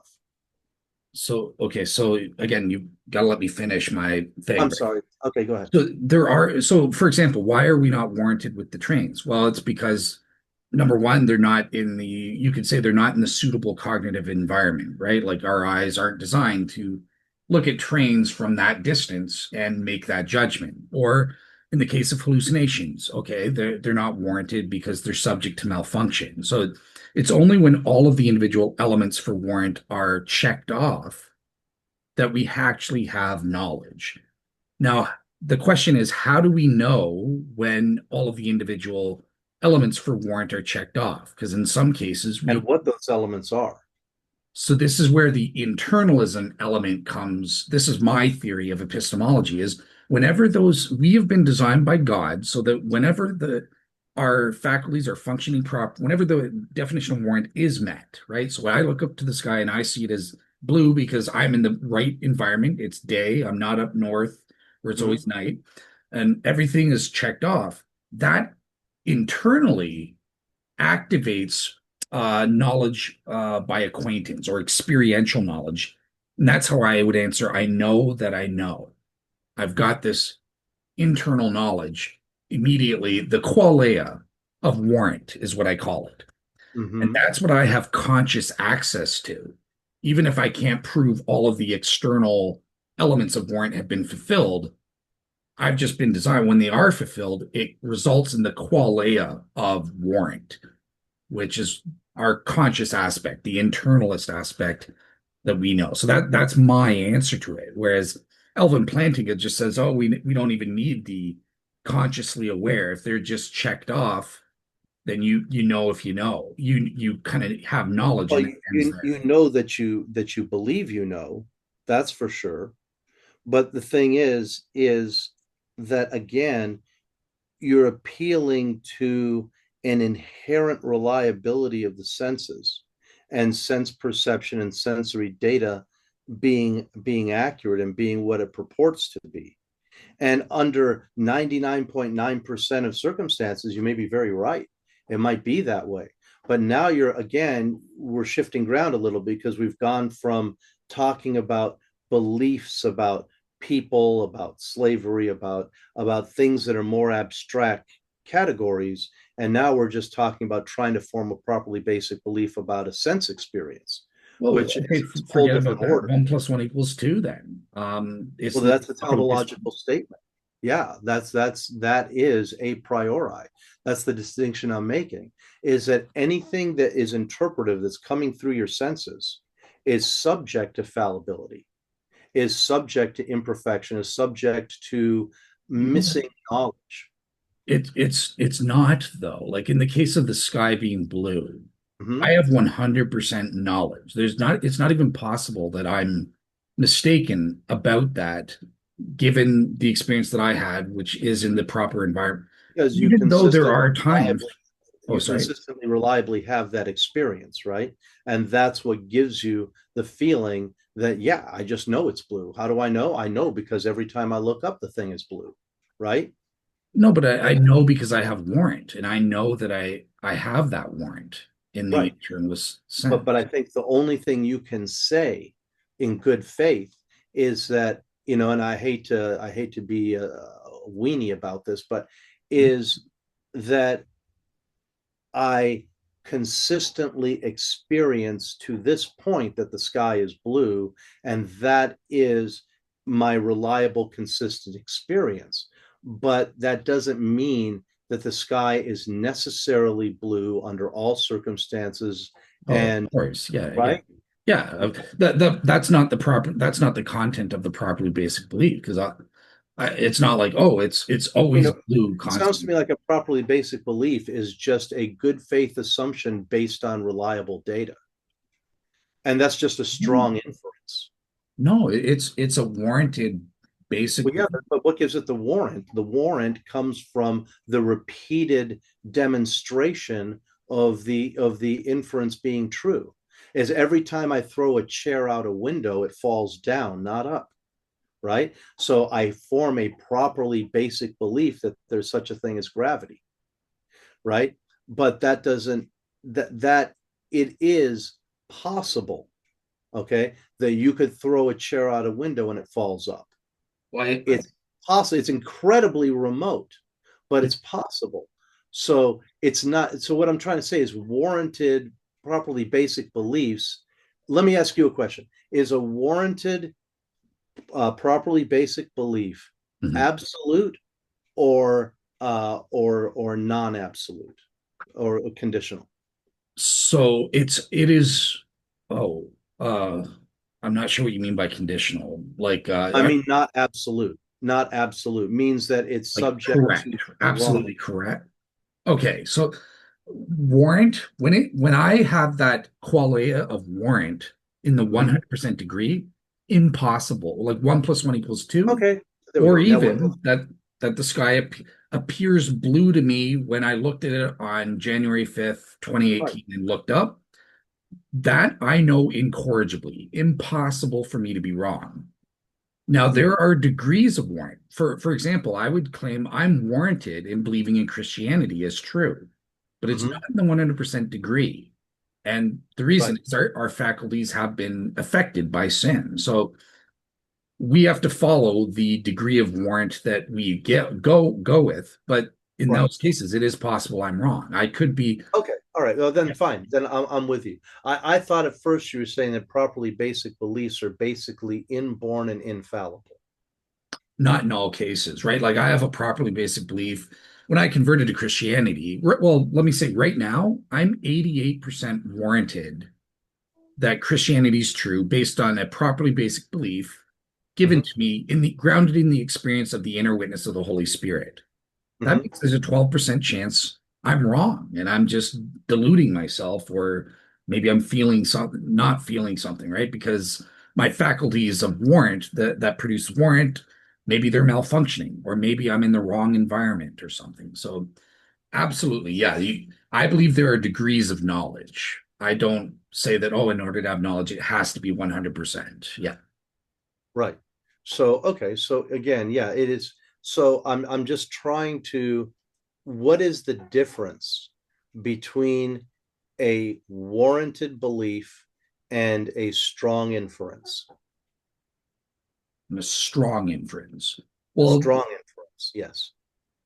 the only so the strong inference is a subset of warrant, right? Strong inferences are warranted. They're one way you can gain warrant. Okay. But there's also the properly based beliefs, which are not inferences, they're not derived knowledge, but they also can result in warrant. Can you give me an example of one that's not derived? Yeah, one plus one equals two. You call it. Oh, so no, but I think the category is too big then, because again, it fails to separate a priori knowledge and tautological statements from synthetic a posteriori knowledge, which is what, Kant built his entire existence off of and changed the history of philosophy, breaking this down and talking about these and explaining the difference between them, because I think there is a difference between them. And true, they're both knowledge, and you can call them warranted. That I'll grant you that, but I think they're categorically different, because one is, for all we know, infallible. A priori tautological statements are essentially infallible. I mean, one plus one is two, period. A equals A. It's but just what but it is, yeah, right? It's but a there tautological statement. The subject and the predicate are contained within each other. But in another, you have you is constructed and is fallible. So you can say that both have warrant, and one has absolute warrant, and the other can have strong to weak warrant. mhm. That's fine, but I think it also fails to distinguish between the, because I think people then will go, and the reason I point it out is because I think that people will want to take and confuse a very strong inference like gravity as being a priori. And that's a mistake that people make when they don't draw this distinction and understand what the difference is. Gravity is not a priori. It's not absolute. It's not absolutely necessary. It is just incredibly consistent.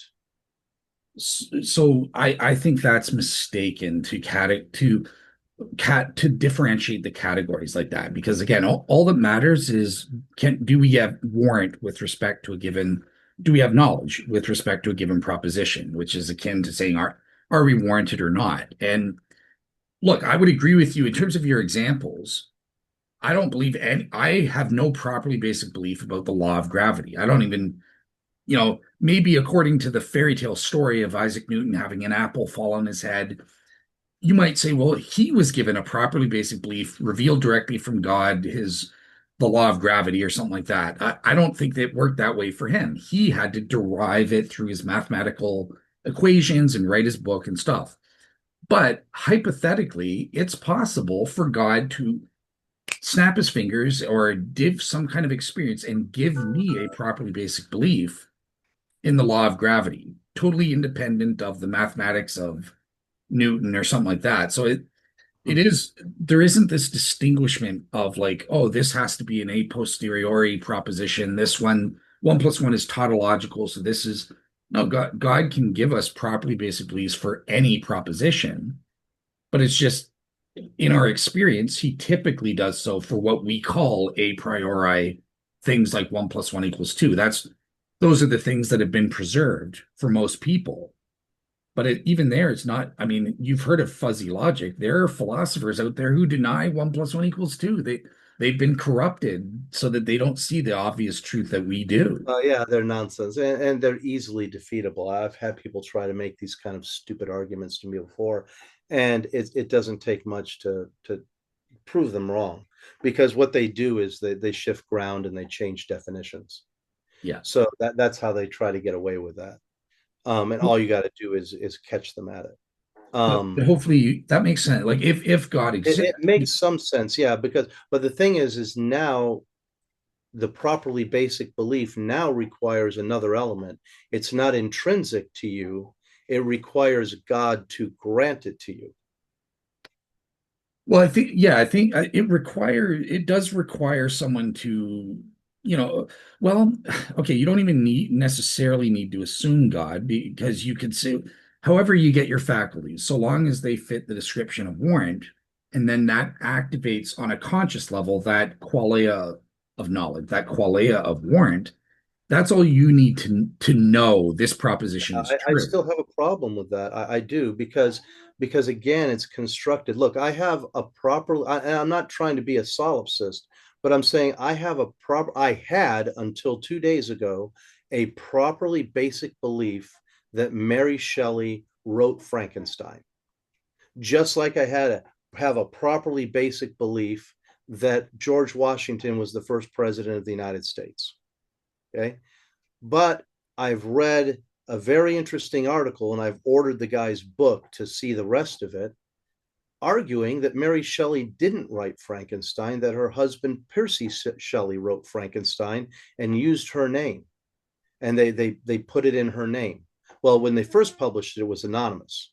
And then in 1831, after Percy died in 1822, it suddenly came out with it was revised and brought out with Mary Shelley's name on it. And there are arguments that people use from the quality of her other later writing and not matching up with the quality of Frankenstein, her grammar, her sentence constructions, her vocabulary. Everything is different later on.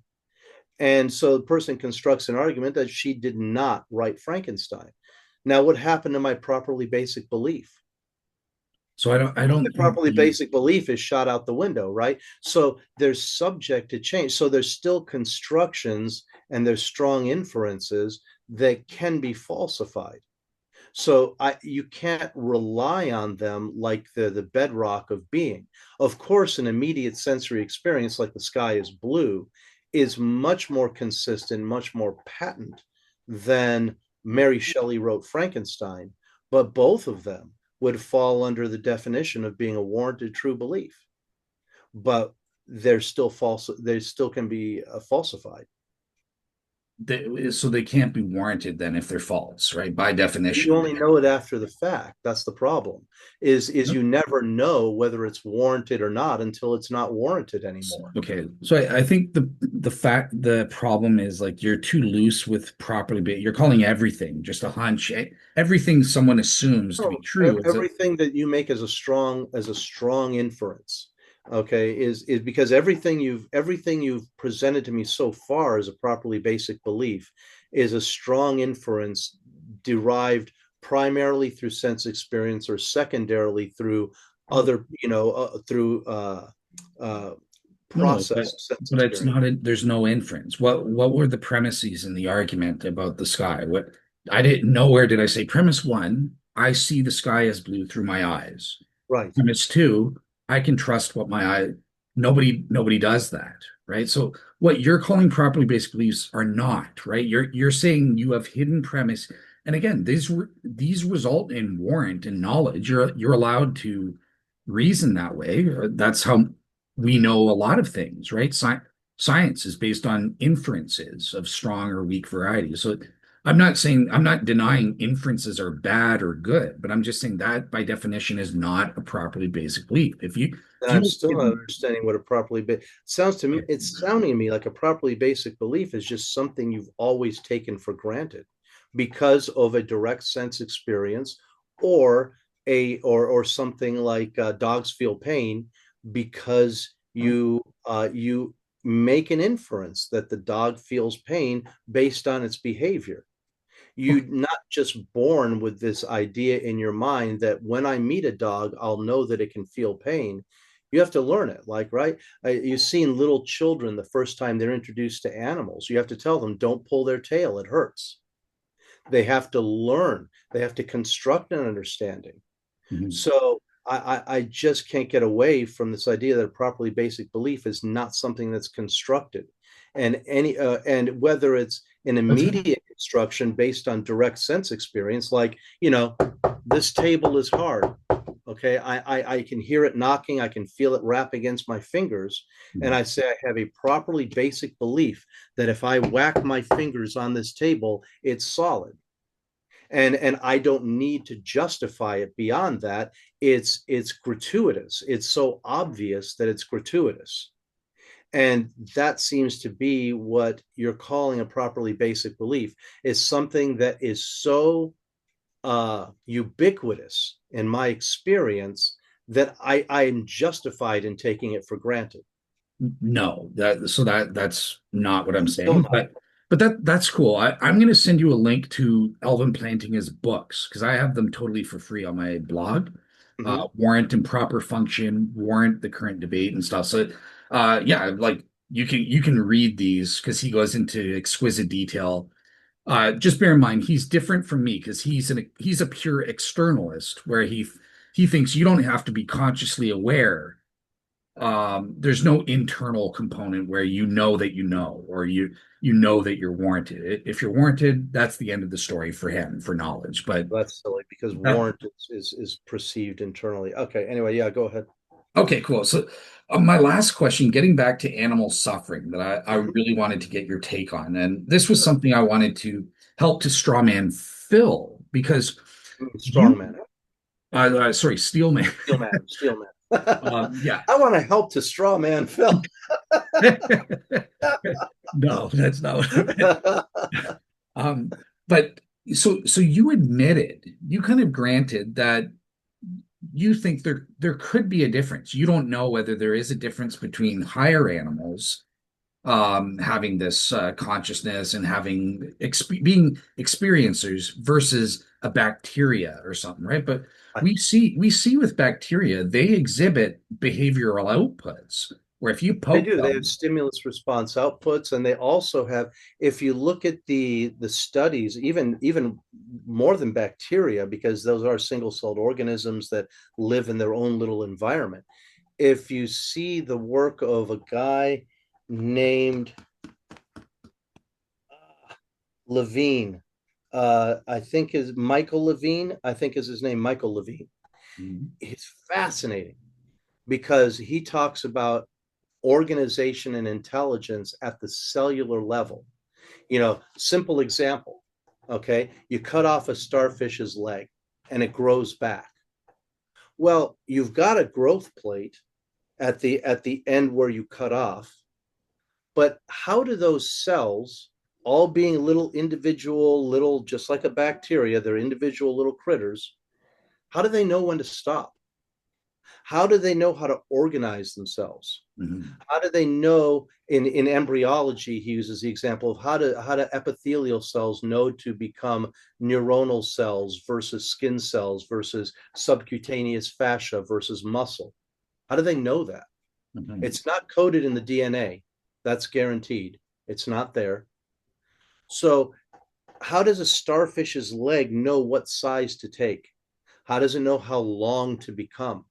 How does it know what when to stop growing? And this is an absolute mystery in biology. And the people have always just hand waved it away. Oh, it's programmed in the blueprint of your DNA. Well, it's not. DNA codes for protein.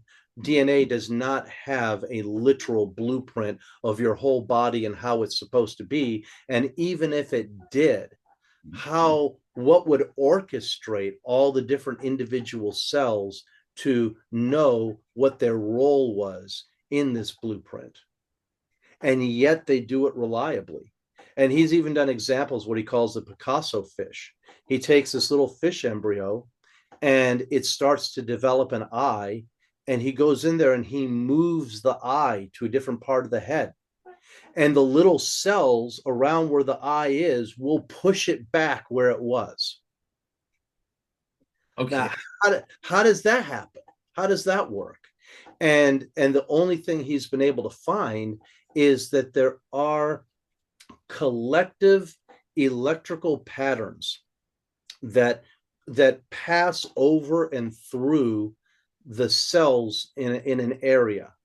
They actually have waves of electrical patterns that pass over their superficial membranes, and those patterns have different directionalities and they're patterns. He doesn't know where the patterns come from.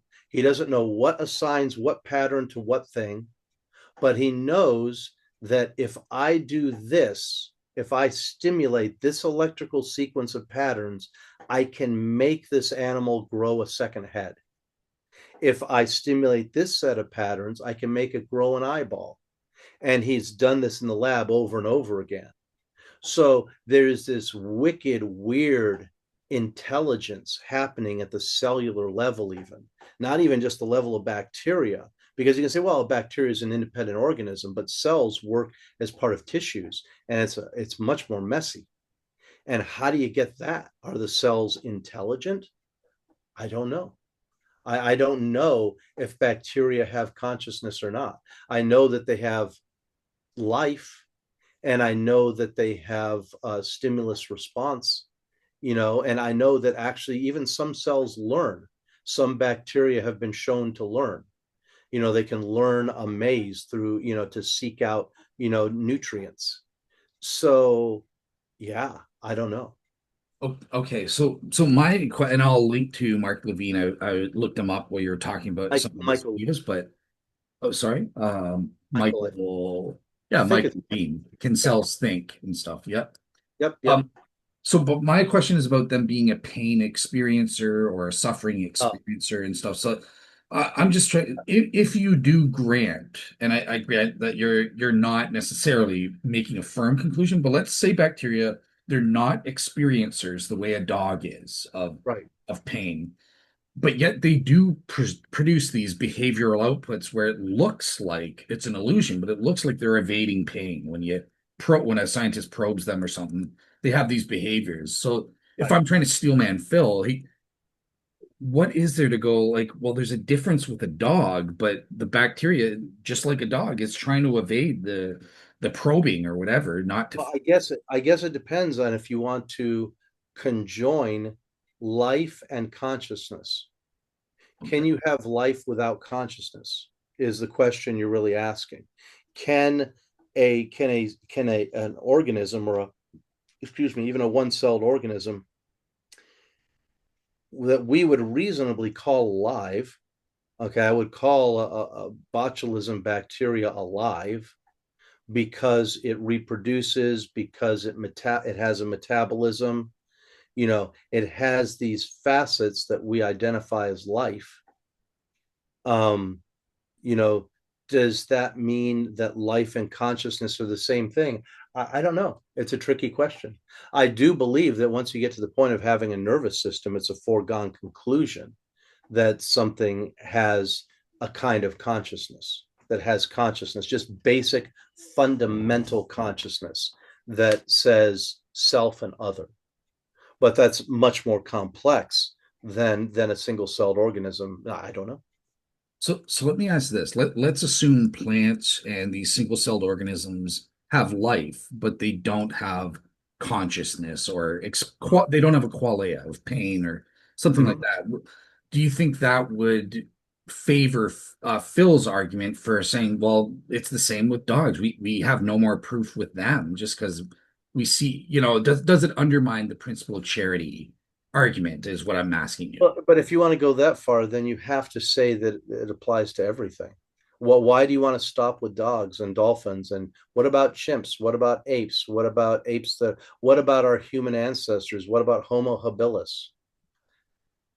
Where are you going to draw the line and say, well, this is an automaton and this is a conscious being? If you want to draw the line down at bacteria, I don't think most people would, have a fight about that. But when you start bringing it up into more complex, recognizable life forms that demonstrate memory, learning, self-sacrifice, and compassion, I mean, how many stories are there where a little kid was out with their dog and some animal tried to attack the little kid and the dog jumped in the middle and threw himself in the middle to save the kid's life at his own peril, right? So, I mean, so, oh, well, they're just programmed to do that. They don't do that because they care. They just do it because they're programmed.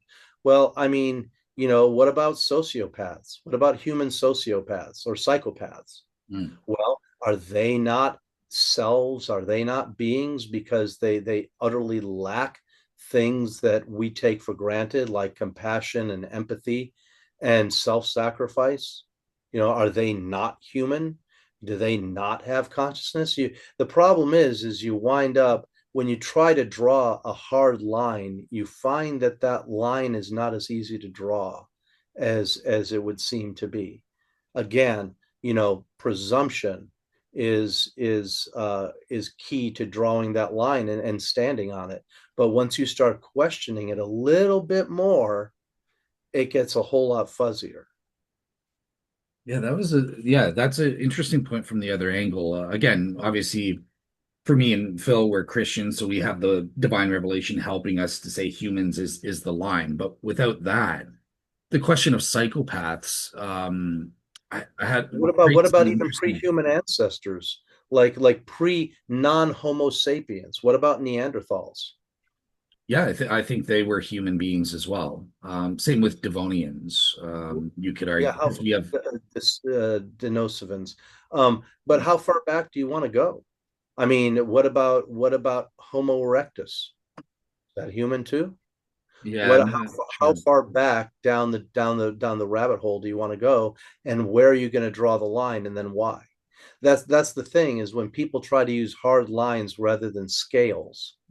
I think scales are much more useful than hard lines. Yeah. So I wanted to ask about. I think I lost the question, but you raised an interesting thing from the opposite angle, a potential objection to your view from psychopaths. But I forgot what I was going to ask there. But yeah, well, never mind. But it was the opposite of the bacteria thing. But yeah, since I can't remember it, I'll just say, let me ask you last thing. Is there anything I've tried to cover your view from all the angles, probing, giving object. Is there anything I've missed or I haven't raised about this issue of animal suffering and pain that you I think's, think we've talked quite extensively around consciousness and souls and no, I think that I think that we definitely agree that they experience pain and that they're conscious. The question is, I guess the bigger question is, you know, and this is goes back to another conversation we had, and we could always rehab it, and we could go through it in a different tack. Mhm. um, is what is the soul? Because inherently separating us is the distinction that I'm saying that what we call a unit of consciousness, an irreducible single unit of consciousness and selfness, is what the soul is. And you're saying that soul is something else that possesses that characteristic. Yeah, and I do have to admit I am the by far the minority on this, and the tradition in philosophy is you're representing the mainstream view even to this day. The only reason I separated is because of my studies into the Trinity, where we have a tripersonal soul, and stuff like that. So that's what got me thinking, what is a soul and the relationship to personhood? Whereas most people just assumed, oh, it's the same thing. The soul is the unit of the But I'll ask individual you a essence. question. If only humans have souls and consciousness is the property of the soul, then how can you justify that animals have consciousness? No, animals have souls as well, and Oh, so right, right. You said they have souls, but do they have a different type of soul, it's or it's a do they have visceral. did they have the standard version and we get the deluxe version? Well, depending on what you mean by deluxe. So the soul is a soul. It's the same thing. It's the thing that of which we're made, right? The substance from which we're made. So my soul is the same as God's. My soul is. It's not like humans have a pink soul. There's no such thing as a human soul or a animal soul. Souls are souls. And They're what is that it's an substantive? immaterial. Sorry. What is that substantively? What is a soul in substance? It's the only thing we can say is it's an immaterial thing, that it's a thing that exhibits or exemplifies properties. And among those are the faculties, and that's where the difference is. So animals exemplify certain less developed faculties that are insufficient for personhood, whereas human beings have a sufficient set of faculties sufficient for one personhood. God is a soul that has three sets of faculties. So he's so well endowed, he's got faculties sufficient for three persons or individual essences. So that's where I see it. It's the properties that these souls are exemplifying that differentiate them, not the souls themselves, right?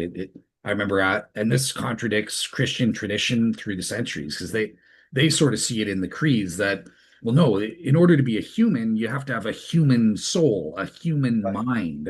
That's gibberish to me. No, we human Mhm. beings are just persons that are embodied in a body governed by the human genome. That's Mhm. that's the human nature.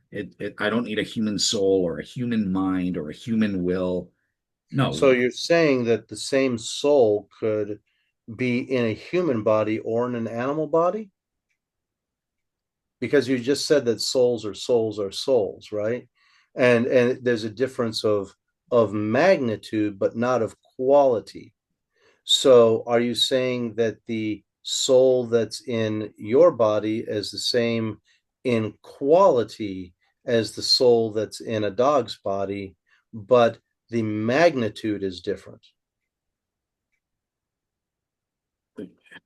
the way I'm not. So I'm asking if all souls are substantively the same.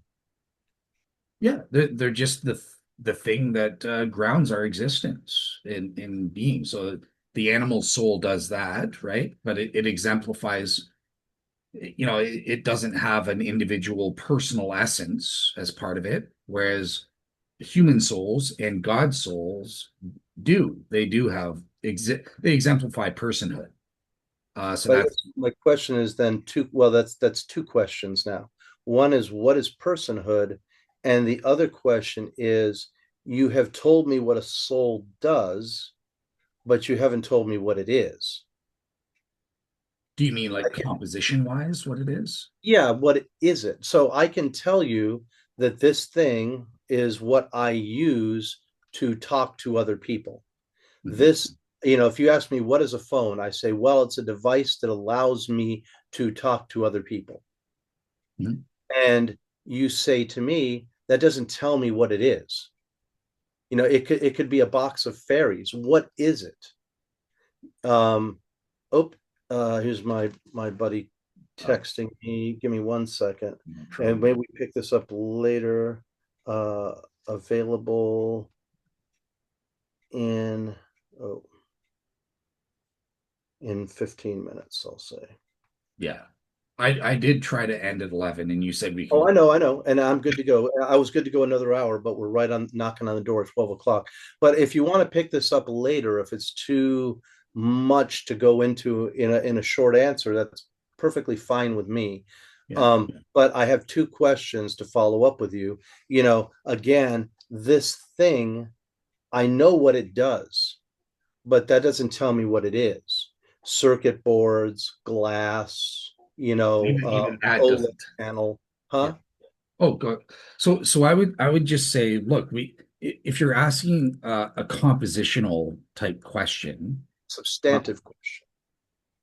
What well, is the substance of it? What is it? it's the thing that grounds our existence and exemplifies all of our properties. So It's you're that telling me which, what it does, not what it is. That could be anything could do that hypothetically. I mean, or you could have all kinds of things that could do that. It could be a daemon, it could be anything.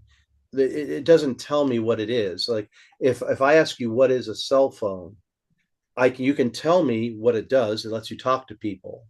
But if I took this cell phone back 2,000 years ago and showed it to Aristotle, hmm, he'd say it's magic. He would have no idea. And then I would have to teach him about electricity. I have to teach him about manufacturing glass and circuit boards and but that doesn't plastics. answer And the he'd have to question. learn all of this, and then I could tell him that it is a computer comprised of these parts, and I could show him a schematic of it and show him this is what comprises the device that allows me to talk to other people. So when you say a soul is what grounds you, a soul Yes. is what gives you personhood, it doesn't tell me what it actually is. It's just telling me what it does. You're giving me a functional definition. Right. So your question just doesn't make any sense because even on the physical level, right? Because you break it down into parts, but why stop there? What is this? We can go down to the subatomic level, Right. particle level, right? But okay, but your cell phone, it's not just a subatomic particles, it's also a certain configuration. Most of everything physical is just empty space. So what Sure. is empty space? We don't have an answer for that. We don't, what is a No idea. subatomic particle? We don't know. We don't know what it Right. is in the I agree. compositional sense. So the only thing I can't answer that when I'm talking about an immaterial substance. It's just it is a non-physical, so it doesn't display physical properties. It's an immaterial substance. And that's as far as we can go on the compositional question, whether you're talking about a physical object, right? Once we get down far enough, we don't have a clue what matter is Well, either. that's a fact. That's true. That's true. No, there's no doubt about that. It's like I ask, I can ask a physicist, what is energy? And it's the ability to do work. And I said that's not an answer. What is energy? Well, it's not made of parts. It's not. You have to understand that there's atoms and subatomic parts. I say I get all of that, but Yeah. I'm saying what is energy? And there's just no answer. It's just Yeah. that And say it's E the equals same. mc squared. That will be the answer. Yeah. But So it's the same with the soul. Like I don't know. see, There's I no think a answer. soul can be identified as a unit of consciousness. That's why I I give it that. Well, I don't give it that, but the tradition gives it that definition.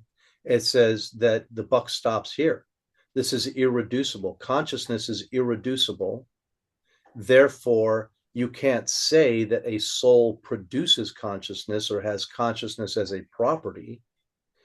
The consciousness, a unit of consciousness itself, is an irreducible thing, and that thing is what you call a soul, and the substance of it is consciousness. That is its own self. It's irreducible from that point. So that's where I say, yeah, that's what a soul is. Soul is consciousness. Therefore, if an animal has consciousness, it has a soul because that's the symptom of its being conscious. And again, that consciousness may not be able to manifest as complexly as ours does. We have, even among humans, some people can do much more complex manifestation than other humans can. Some Is people, like Trump couldn't find, that's what did someone say the other day? He couldn't find Gaza on a map to save his life. I mean, I'm just saying, I didn't hear that.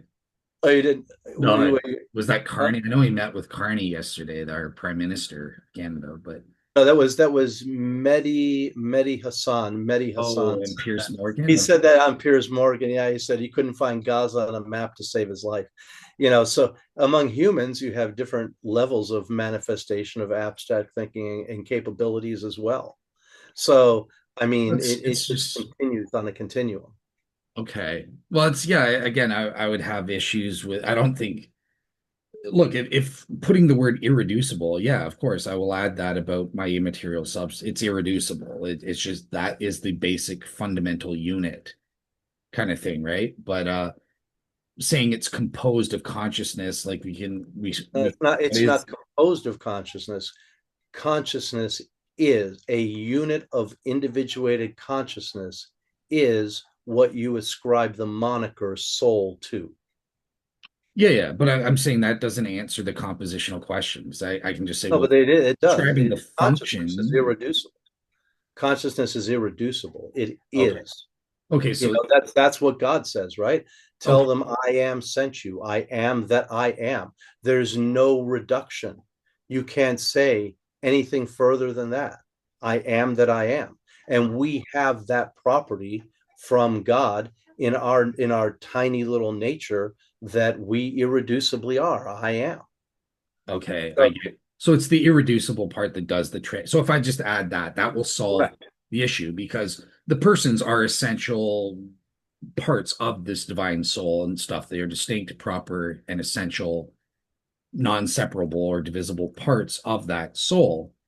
And they exist out of necessity as well. And there is some talk about can there be substances, individual substances within the overall substance of the soul. So I'm open to that, or open to saying that they're not substances in their own right as well. But either way, these persons, these units of consciousness, it would exist along with the soul.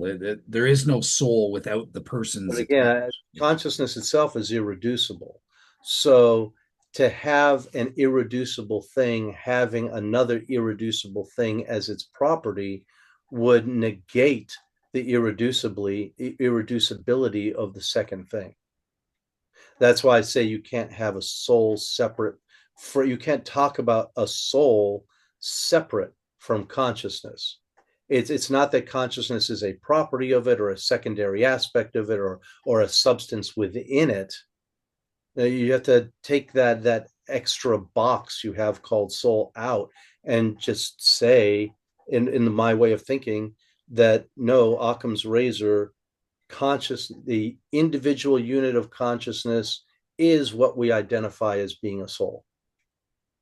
I mean, otherwise you're creating a box for a box.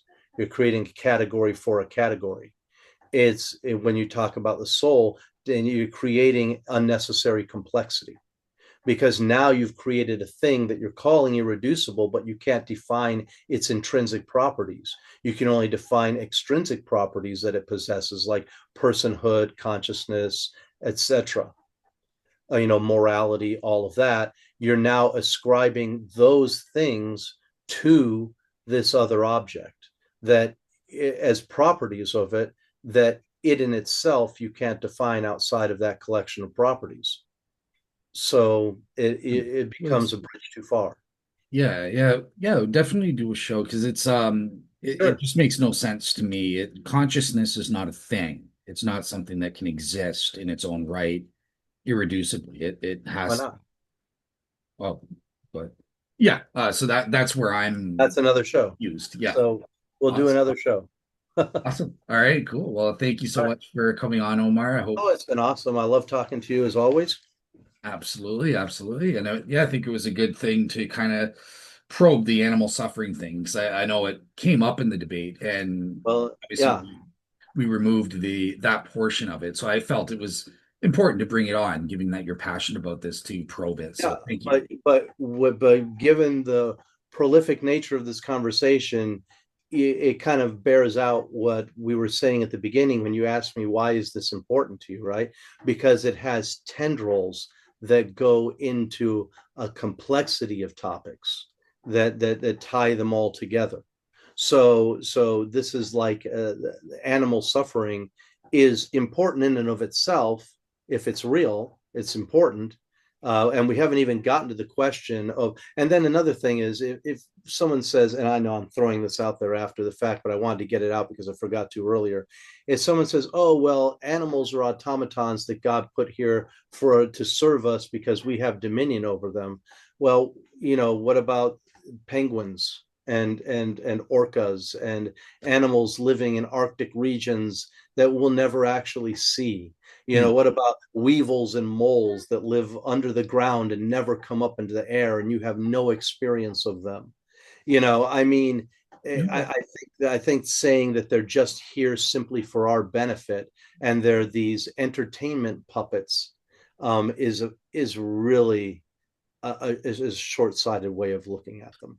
I do have one last question for you, actually, Yeah. that I think is important that we didn't touch. And again, I'll let you answer and then we will end because I know you got to Okay. go. But um, okay, the debate where animal suffering came up was as an argument against God's existence. And I think even Phil mentioned that if animals do in fact suffer, then that would disprove God exists and disprove the Bible because there was animal sacrifices and stuff.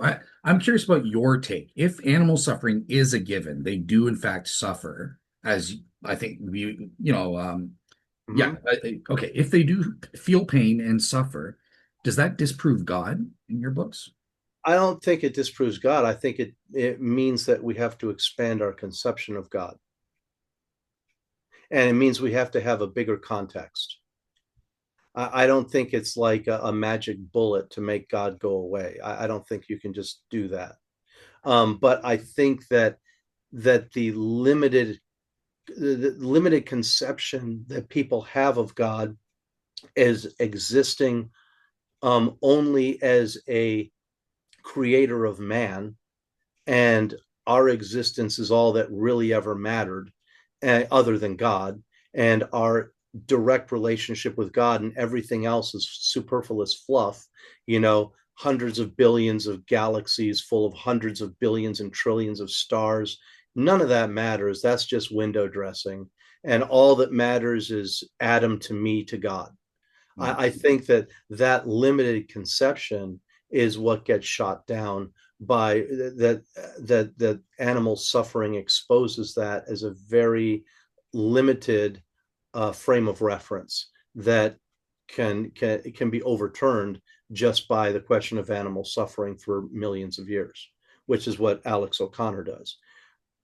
Fair enough. But I brought it up because I was amplifying something that Juan started to say, but I don't remember exactly what it was. But then I brought it up because I had just seen Alex O'Connor give this argument not too long ago.